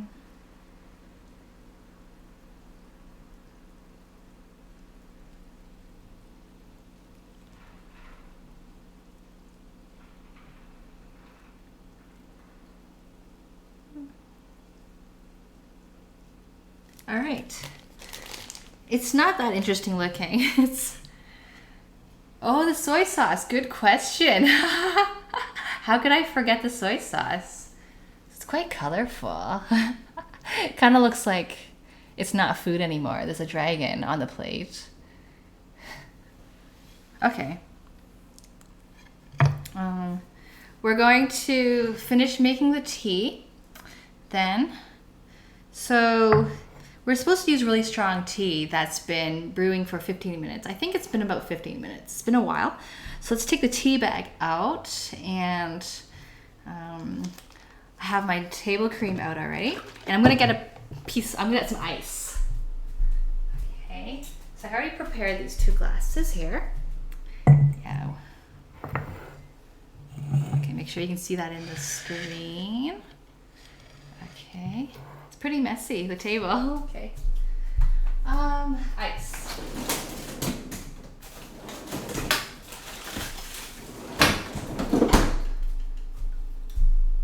So this ice cube's pretty funny. This ice cube tray. We get ice spheres instead of ice cubes, so. Okay. Let me see how easy it is to use this. Okay, I got it open, and okay, let's see, get this ice. Oh, yeah, they pop out. Okay, so it's kind of funny. I don't know where our regular ice cube tray is, so Mr. Cook for Fun bought this. There was a reason he bought this. He said it was good for some purpose. I don't know what that is, but yeah. Okay, I hope these aren't stuck. Oh, okay. I can get it out. Okay. Another ice ball. Okay, I'll put these back in the freezer. Yeah, for now. I'll refill them with water after. Okay.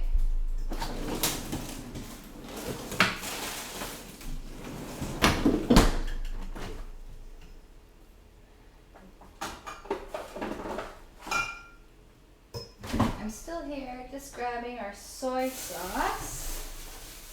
Where'd our soy go? Okay. And so we're gonna go ahead and we're gonna put the bubbles. We're gonna put some of the bubbles in. Okay.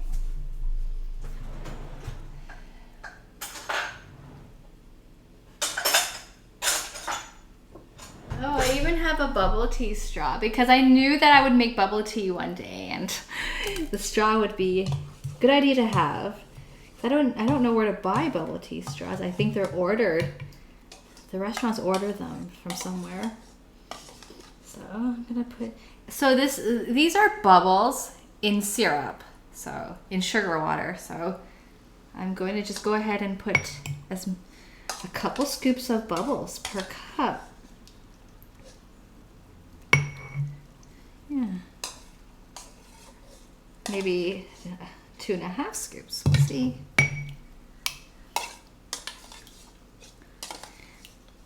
In Canada, bubble tea is quite pricey.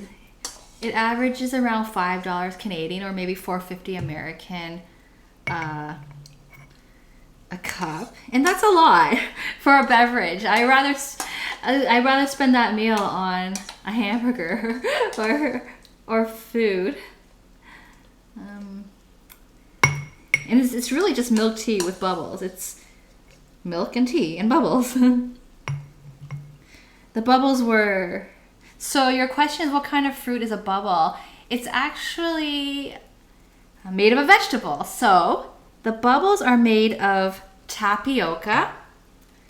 Tapioca, I believe, comes from the root of a certain tree. And there's syrup. Okay. Guess I'll add this is sugary water, so I'll add some to each because it'll be sweet. So it's syrup. Okay. And then, I wonder if it's sweet enough. Okay. It should be sweet enough. And Mr. Cook for Fun is on a diet, on his ketone diet, so he can't do too sweet. And this is really, really strong tea. So I'm just going to use... I'm afraid of spilling it, so I'll just use my spoon. It smells good. Yeah, the strong tea. And you can use any type of tea that you like. That's true. We can always add sweeteners to digest. That is true. The bubble tea shops in Canada or in Toronto, they let you pick the level of sweetness. You can say no sugar, less sugar, medium sugar. Yeah. Okay. I ran out of boiling water when I was making the tea, so we're going to top it off with milk. But I'm firstly going to...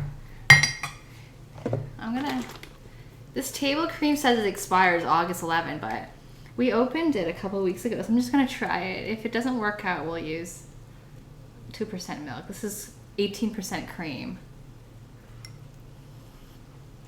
Yeah, it's okay. It's actually really creamy, so I'm not going to use too much of it. I'm going to top it off with milk.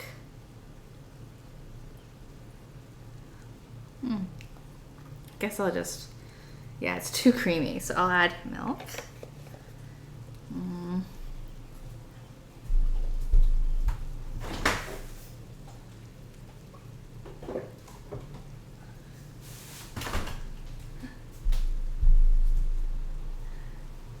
Thank you for stopping by, Maker Geek. Have a great rest of the day and week, and see you next time. Thanks for your comment, and feel free to get social with us on Twitter or Facebook. Hit !social and you can add us. And I always post photos after the show, so I'm just going to top it off with milk. Yeah.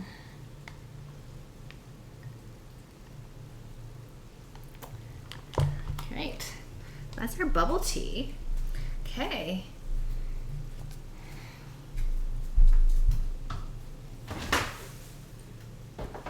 Alright, so I'm going to wash my hands and take photos, and we'll start to sample the food.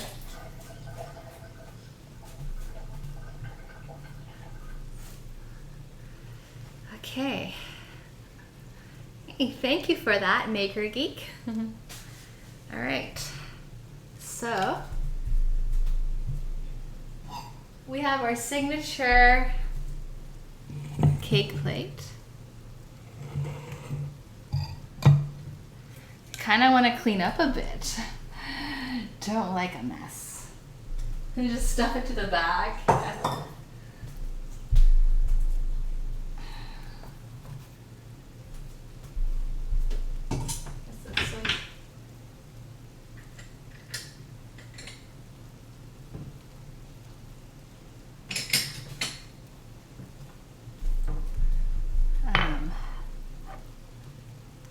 Oh yeah.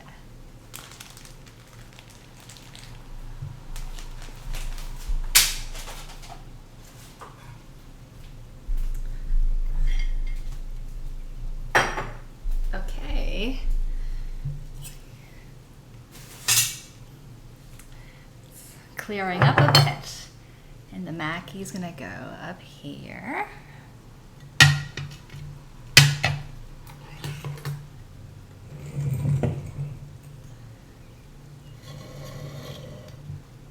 Okay.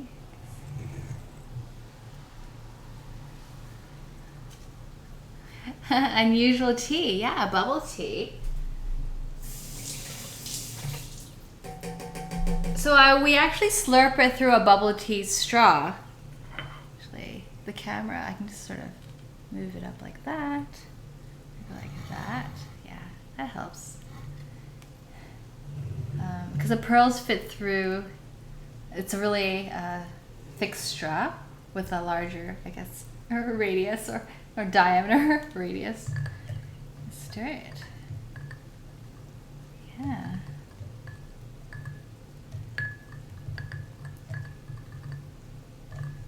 It's a bit milkier than usual.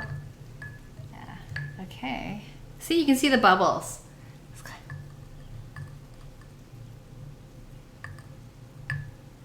Oh, it's Cook for Fun TV. Oh, I didn't even know. I didn't even try to get that username because I figure on Twitter, there isn't a way to know that Cook for Fun is a show. So, like the Twitch reference is Cook for Fun. There's no TV because every stream on every channel on Twitch is a show. So I didn't need the TV. But for Facebook and Twitter, I added TV to the end. So I didn't even know that. Yeah. Oh, thank you so much, Starblazer77. Okay. So now you can see the bubbles at the bottom. Yeah. Okay. All right. Take our photo. I'll take a close-up of our dishes for today. Well, our dessert drink, and our sushi, and then I'll take a picture of all of you. So all of you in the chat, you're in the picture. Okay.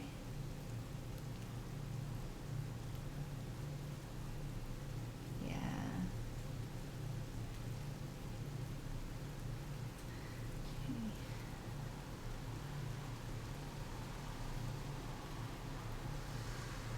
I'm going to take the picture from the back of the dragon, then I'm going to turn the cake plate so that I can get the front of the dragon as well. Okay. Maybe I don't need to. Okay, I'll just do that. Okay.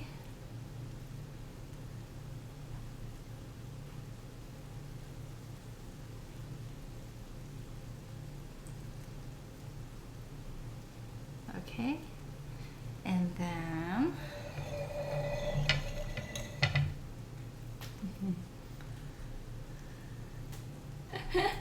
okay, say cheese, you're in the picture now. Oh, even Winston's in the picture. He's sleeping on the sofa. I'll move this over a bit.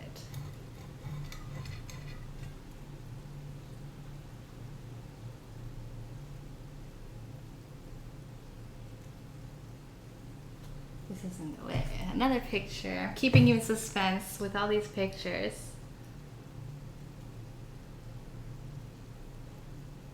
Cheese. Say sushi. Sushi.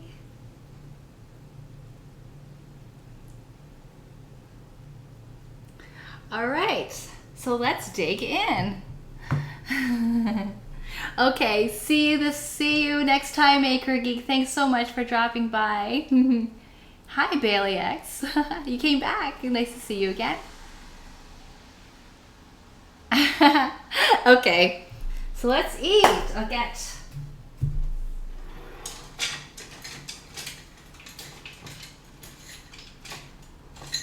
chopsticks. These ones have a mask on them. Like, I think it's a Chinese opera mask. A little bit of decoration. Oh, and soy sauce. Yes, Almira mentioned that too. So I'll put some soy sauce. I got wasabi on my finger. It's covering you though. It's really big. I got a smaller one. Okay, here's a smaller one. Okay. Oh, BBTV. Is your Winston showing up? Capital Winston. Yeah. Okay. This is just regular soy sauce, but some people use sushi soy sauce. And that's a bit sweeter. There's a bit of sugar added to that. Yeah, but I decided to just keep it the original flavor. Okay, so I have my chopsticks. Which one should I try first? The Maki, the California, or the Ketone? Okay. Okay, I'll try a Maki. I actually want to use my hands. Oh, you need to reinstall. Yeah, I always have computer problems too. With Twitch this morning, it took me a few tries before I could start streaming. It wasn't like that before. When I started streaming back in December, like it's always been fine. But lately, for the last month, I've always had to overcome like tech issues just to get on. Okay, so this is the Maki sushi. Those exact same ingredients between the dragon Yuri Maki and the regular Maki, but the Yuri Maki, we've since altered it by adding more avocado on the back of it. So it'll have more of a creamy flavor. Yeah, okay.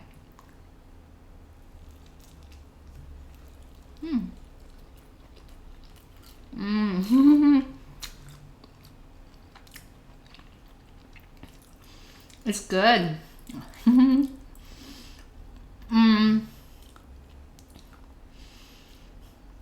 So, the rice was cooked with sake. This. 2 tablespoons of this to 1 cup of raw rice. And I can actually taste it. It's quite different from what I'm used to. So I don't think the restaurants, or a lot of restaurants, use sake in their rice. So it's different. Very, very strong umami taste. And I tend to use, when I make sushi, I tend to use more vinegar. Today I used apple cider vinegar in place of rice vinegar, and I don't taste much of that acidity there. So it's a little different from what I'm used to. But let me take another bite.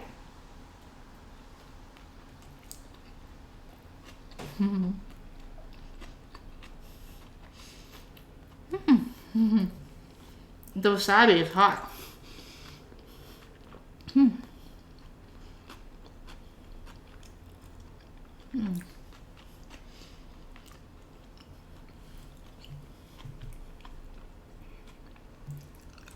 But it is quite interesting, the combination of sake, the apple vinegar. So the apple vinegar isn't so acidic, and there was also sugar added to the seasoning, so that's quite nice. I actually think I prefer a little more acidity, a little bit more acidity. But it's good. I personally like Makis more than Yuri Makis because I like the taste of seaweed. I really, really like it. And the filling's great. The avocado, creaminess of the ripe avocado, the crunch of the cucumber, and the crab adds adds a hint of meat. You're right, Almira. I did add quite a bit of wasabi because I swirled a lot on the top. I probably should have just put 1 dot on top because it's quite strong and it covers the taste of the rest of the sushi. Okay, let's try the dragon roll. So the dragon roll actually has no wasabi at all, but it has less seaweed because when I rolled the dragon, I only used half a sheet of seaweed. I cut it in half, so I have an extra half piece.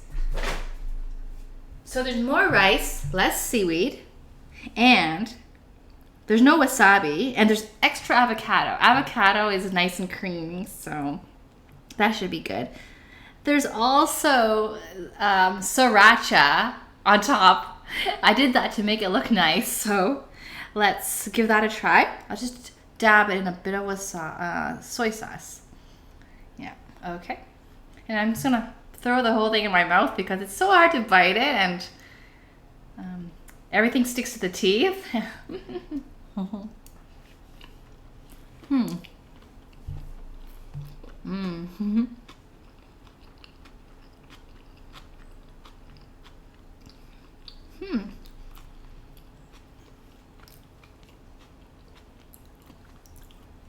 A bonus sushi, sure, let's do it.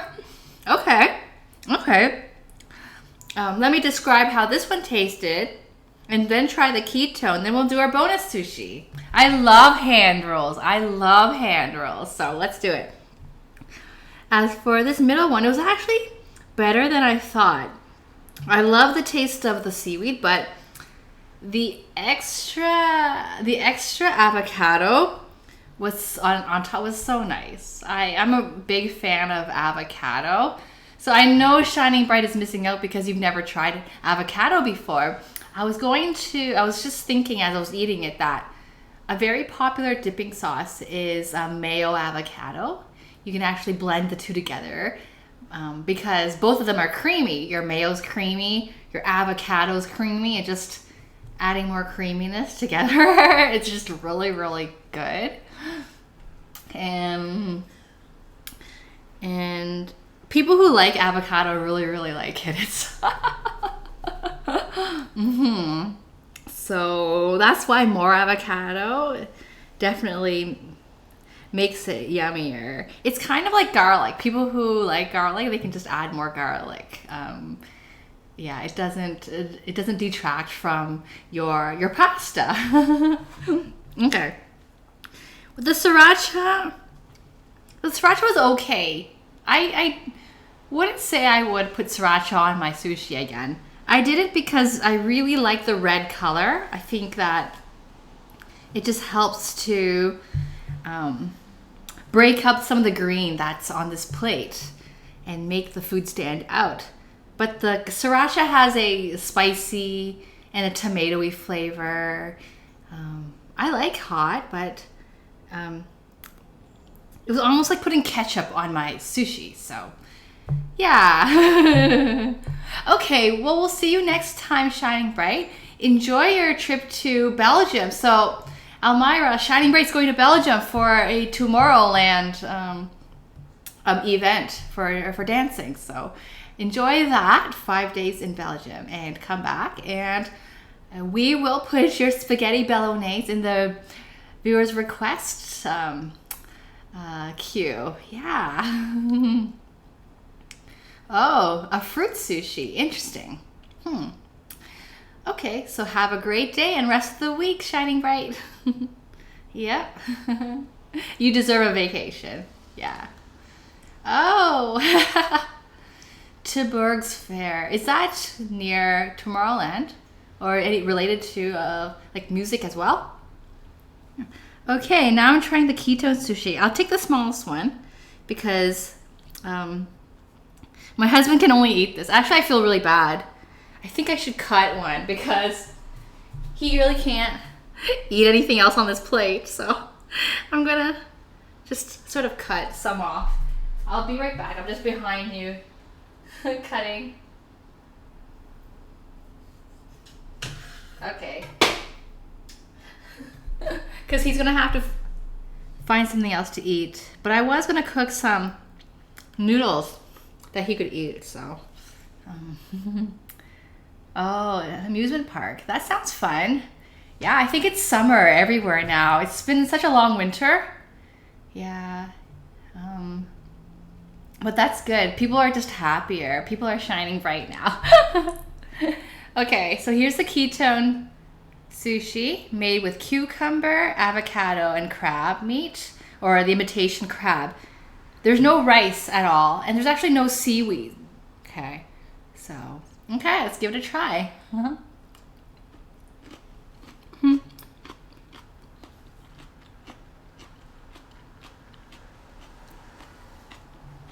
It's very good. It's very good. I don't think I often have cucumber without the skin. So for these cucumber ketone rolls, I first peeled off the skin. So you taste more of the refreshing fruit in the center of the cucumber. You don't get the toughness of the cucumber skin, so you just taste the cucumber fruit. And that's very, very nice and refreshing. I quite like it. It's very good. It's hard to make. Maybe if I were to replicate this, I wouldn't try to roll it. I would just have a big piece of cucumber and top it like a cracker, like that. But otherwise, it's very, very good. And it's it's carb free. So it's quite nice. What I mainly taste is cucumber without skin, which is very nice. I don't taste too much avocado or crab, to be honest, because there's so much cucumber. But it adds to it. So the easier way to do it would be to peel your cucumber, cut a thick chunk, and just top it like a cracker. But you want to present it, make it look nice. And yeah, do what I did with the cucumber, which is try to straighten it out and roll the filling back into it. Yeah, so that works. But it's quite nice, and it's a good way to use cucumber. I used to find that a lot of my cucumber would go to waste. I actually threw out half a cucumber before this show. After cutting a few slices, putting it into the fridge, and a few days later, it's like, oh, like we forgot about it, and it's gone to waste. So yeah, cutting large chunks of cucumber, or skinning it first, and then cutting large chunks and topping it like a cracker is quite a nice treat. So yeah, I'll keep that in mind. But that's really good for people who can't eat carbs. Yeah. Oh, Tomorrowland is in the same province that you're living. Okay. Very good. Yeah. Yeah, it sounds like a big dance party. I've never been to one like that. Like I like dancing very, very much. I actually go dancing in the mornings at 7 in the morning from Monday to Thursday. So outside my house, when I look out this window, there is a school, a public school, junior kindergarten to grade 6, I think, and a community park with a path. So lots of people walking there when the weather's good. And in the mornings at 7 a.m., right in the school courtyard, there will be these ladies who are doing line dancing. It's free. So I guess somebody decided to do some dancing and brought their music along, and more ladies joined them. And the type of dancing is Chinese line dancing. So when the song comes on, the people, they know the steps to it, and they play around 21 songs per hour. So the dance session goes from 7 a.m. to maybe 8:15, and it's just song after song, and the people know how to do the moves to it. So I started joining that, and it's been fun. And in the morning, it really trains your brain because you have to remember the steps. I'm not taking lessons. It's just I just watch other people and I follow them, and I start to learn. So I often make mistakes, but it's a fun activity. It's outdoors, and I quite like it. But yes, I know what you mean. It's not that kind of dancing. It's like you're talking about disco. You're talking about like clubbing, like partying type of dancing. It's different from performing arts type of dancing. Okay, so let's try this bubble tea. So I move this dragon closer to you. Yep, so now it's your turn to eat some. So go ahead. There. Okay, so I'm going to try this bubble tea. It's a little heavier on the milk content because I ran out of hot water and I just didn't bother. I just thought I'd put more milk because I do like milky tea. Okay, let's try it.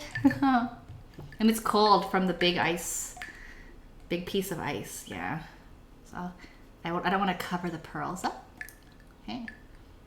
Oh, wrong way. The straw, the pointy side should be on the bottom so that I don't get my mouth. So. Okay, hold on. Ah, it's spilled. Okay. Oh, what am I doing? Everything is dropping on me. Okay, give this a rinse. Okay. Okay.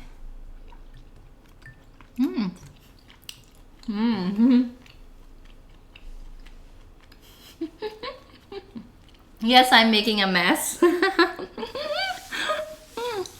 It's good. So I haven't drank the milk tea yet. I actually ate the bubble that was stuck in the straw, and it was soaking in the sugary water for maybe around 45 minutes or half an hour. So it's nice and sweet because tapioca pearl on its own, it's a starch. That's what it's basically a starch ball, but it happens to be tapioca starch. It doesn't really have a taste. It's pretty tasteless. It's just a chewy ball. That's what it's like.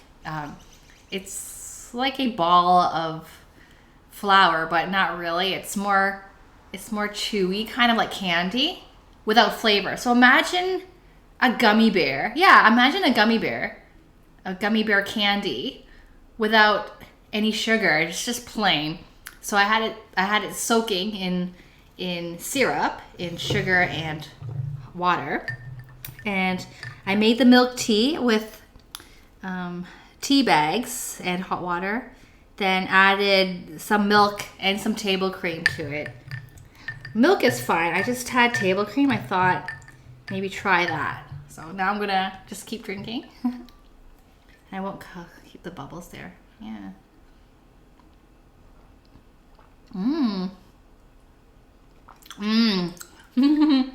It's good.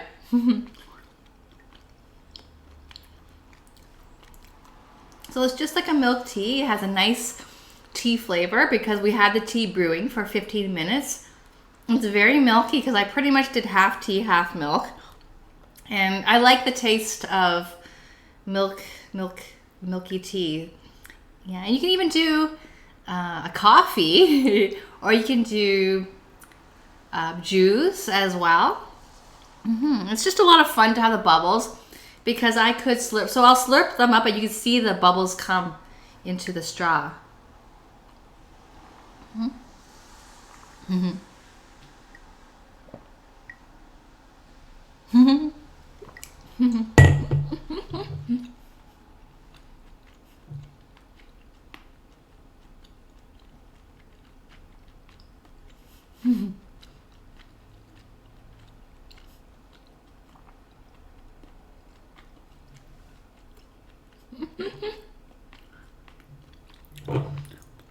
I think I sucked maybe like, I don't know, 5 or 8, so it took me a while to chew them up. But they're like chewy candies. So it's quite fun. Yeah. But I know some friends, they like to buy this without the bubbles. They just like the milk tea. And that's very, very easy to make on your own. Just your tea with milk and ice. Or you can even order these warm in the tea shop as well. Yeah. Yeah, but the bubbles make it fun.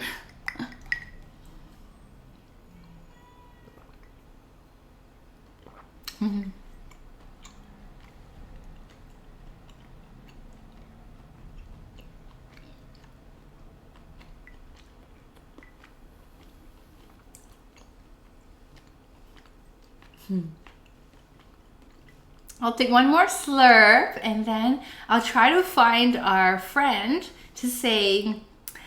to wish you all a wonderful weekend and to thank you for watching. So, and you know who that friend is. Yeah, I think he's sleeping or he's resting, but he doesn't mind. Hi, Chocolate, how are you? Thanks so much for the follow. I'm covering the bubbles and you're in time for the sampling of the bubble tea. Oh, the hand roll. Okay, that's right. Okay, so it hasn't ended yet. You almost missed the whole stream, but we still have a hand roll coming out.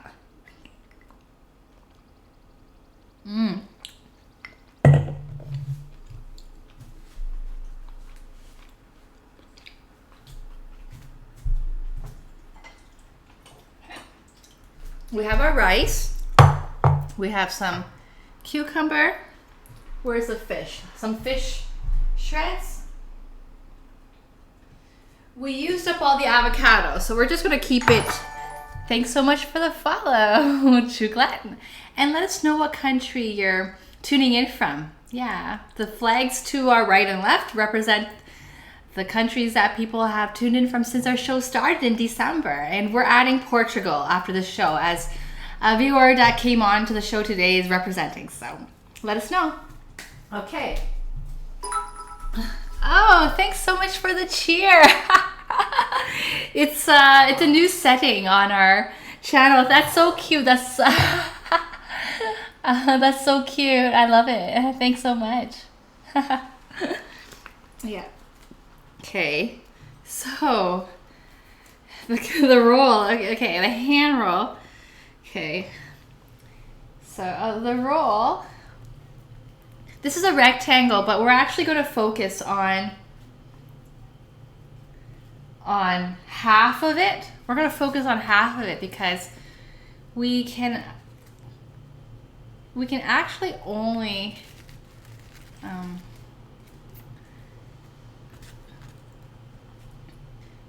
the height of the cone will be represented by this diagonal here. Okay, we can't do this because it won't work. So we'll go from, so the height of the cone will be 1/4 to the middle, right? So that's our focus. So that means our rice will go in just 1/2 of the square. Then the other part will wrap around it. Oh, you're from Japan and you're in New York. Wonderful. So if you have any tips, I know you didn't catch the making of the sushi part.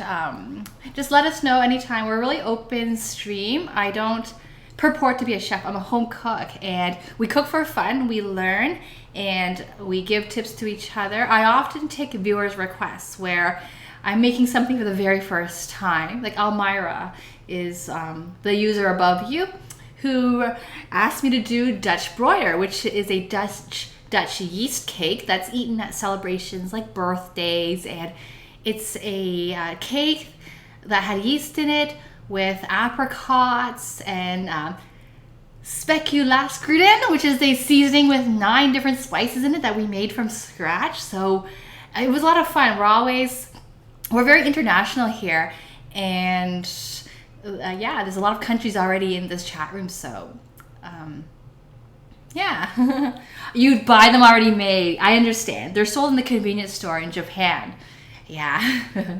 But yeah, and we've made Japanese cheesecake a number of times on the stream because it's a favorite. We really, really like Japanese cheesecake. Okay, so we're gonna start. So again, the focus is on 1/2 because the other side will sort of wrap around, because we only have this to use as the height of the hand roll. Okay, so you can sort of look at the smaller screen. I'll just use my hands. It's easier that way. Okay, and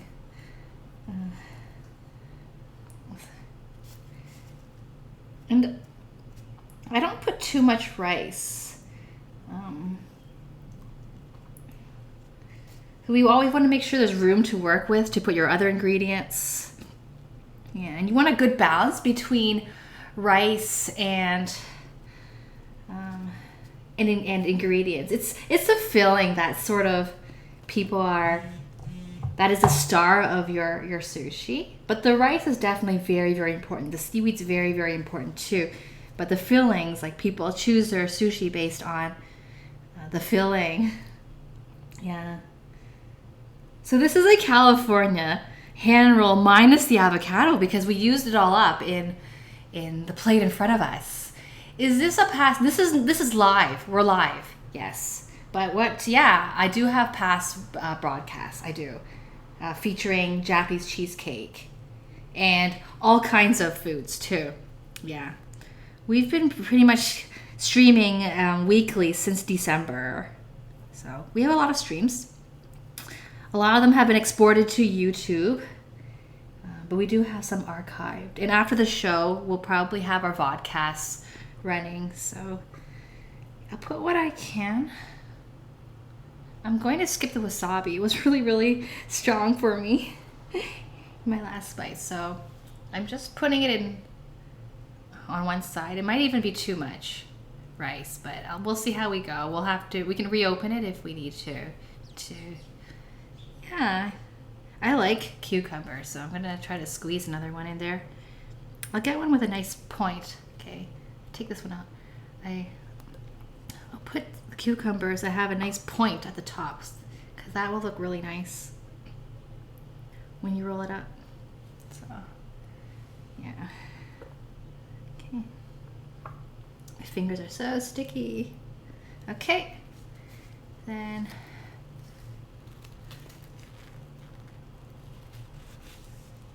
oh, I need to have the crab peeking out. Okay. I don't know if this is the proper technique, but when I eyeball it, it's approximate.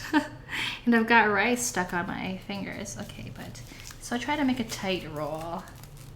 Yeah. There. It's like a rose. It kind of looks like a rose. I need to take a picture of this and sort of put it right on. Thanks so much for the follow, Talia one. And let us know what country you're tuning in from. Yeah. Yeah. Okay. Wow, how do I... And they sell holders. I've seen restaurants use hand roll rollers. How do I keep this up? I'll have to lean it on something. I don't want to lean it on the dragon. I'll lean it on to a couple of Maki rolls. And it's also nice to lightly put the seaweed over. Oh, okay. I've seen that. I haven't done it myself because I don't have a flame. I used to have a gas stove, but I don't. And I've just never done that. Sort of use the gas to heat directly. Like I cook on top. I cook in a pan on top of the heat, but I've never really tried sort of barbecuing over my gas stove. But we don't have a gas stove anymore. But in our, you know what? I'm just gonna do this. I'm going to stack some sushi, like Maki, behind. And so I'm going to add Japan flag to the screen because we had a couple of comments saying, "Where's Japan?" And we're like, well, we haven't had a viewer tune in from Japan. I know you're from New York or you're in New York right now, but it's sort of not like facing you. I can see the red very clear. Okay, maybe like that.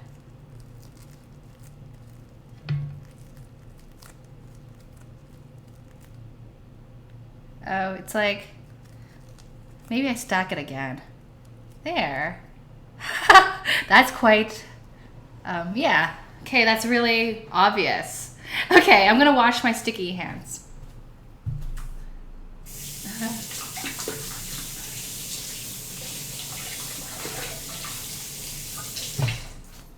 I'm actually not gonna eat this on the stream because it's the same ingredients I used for the other sushi. And I mention this on my show all the time. I'm a little self-conscious about eating too much on the show. It's really weird.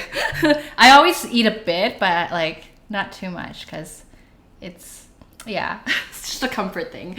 So I'm going to have someone say hi to you all. I think some of you have been waiting for our little friend to say hi. So I'll be right back. Hey, babe. How are you, sweet thing? Don't get mad at me.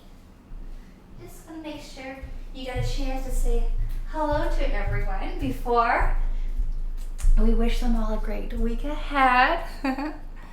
So this is Winston, the mascot for Cook for Fun TV. If you type in capital W and then lowercase INSTON, you should get the emote for Winston up here in the chat room. Yeah, so he's our mascot. Hi, Angry Papa Pug. How's your pug? Oh, well, there's a sushi hand roll. Yeah, I didn't even touch it. It's for all of you to enjoy. And your question, Chuklit, about the flavor of bubble tea. It's just a classic bubble tea. What we did was boiled the tapioca pearls, and then had them soaking in sugary water. Basically, half cup of sugar and half cup of water. Probably didn't have to do too much because I have a lot left over. And after that, I made a strong tea.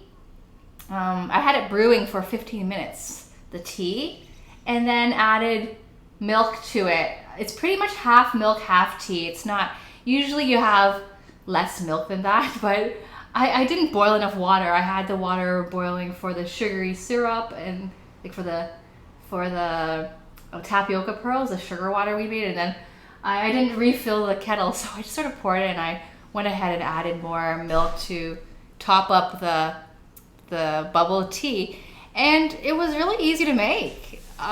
We spend so much when we buy the milk tea from a bubble tea shop, but it's very, very easy to make, so I think I'm gonna get into the habit of making it.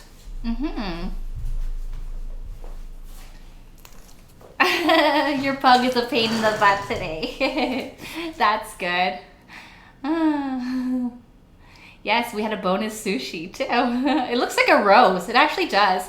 I'll be taking a photo after this too and posting it on Twitter. Yeah, strong tea is great, and it really comes through when you, even when you add the milk. It's quite nice. Angry Papa Pug, you went fishing last night, so woke up late. Had to go to Mother's to pick up some yard work. Ah, okay, a lot of errands to run. Yeah. So you probably slept in. Yeah, that's right. Oh, no worry for the typo. We all do it. Do I have preferences on the tea leaves? I used red rose tea, and I told the viewers, use any tea you like. Another viewer that was on earlier, Kent, in Singapore, buys bubble tea every morning before going to work and chooses oolong tea. Yeah. We're very open to alternatives, and I'm gonna let him down. He's getting a bit antsy. We're very open to ingredient substitution. I didn't have rice vinegar, and I subbed it with apple cider vinegar because I appreciate that people are tuning in from different countries. Different ingredients are available, and substitutions are perfectly fine. You have to understand what you're substituting to get the balance of ingredients right. But that is, that's fine, because I don't want people to think that if they don't have an ingredient, there's no way to enjoy it. They have to go right out and buy it. Just be a bit creative, and you can come up with some culinary creations. Wow, Angry Papa Bug, you caught a huge 12-pound channel catfish and filleted it. Whoa, I'm getting hungry listening to that. 12 pounds? Like, that is like that, right? That's like that, because maybe even bigger. Yeah, because the bones aren't heavy. I'm thinking, yesterday I made a beef shank, and the bones are really heavy. So even though I used 2 pounds, it only made 2 meals out of it. It wasn't a lot. Wow. Yum. Thanks for the comment. Angry Papa Pug. Yeah. 29 inches. Okay. Sort of trying to 6 right. Oh, it's really, really long, so it's like that. Okay, well, we're finished our stream. Thank you so much for tuning in.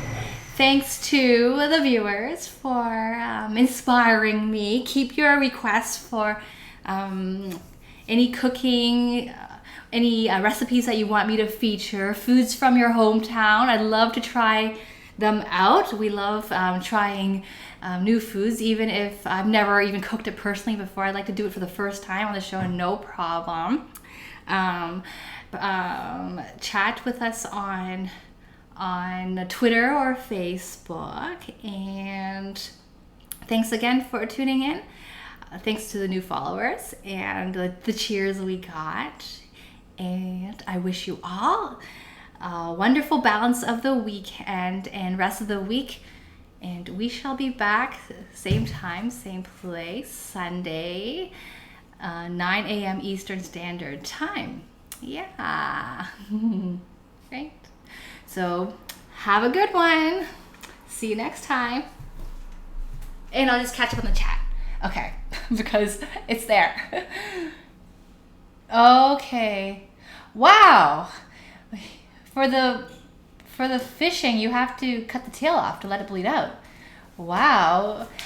Angry Papa Bug knows a lot about food preparation too, because you mentioned about wanting to prepare an entire hog on stream, like, and cut each part and display that and show that on the stream. Those are serious culinary skills. Wow. Nice. Lots of labor and love went into catching it. Thanks, Chuklet. Thank you, and thanks for joining. Yeah. And I'll add a Japanese flag and the Portuguese flag. Instant oatmeal is your bait. Really? Is that the truth? Really? My husband-in-law, my parents-in-law, my husband's family is from a major fishing location, Elliott Lake, Ontario. They're known for fishing, so if that's the truth, I'll let them know about the instant oatmeal bait. I use ivory soap to bait long catflies. Wow. Okay, take care, and I'll see you next week.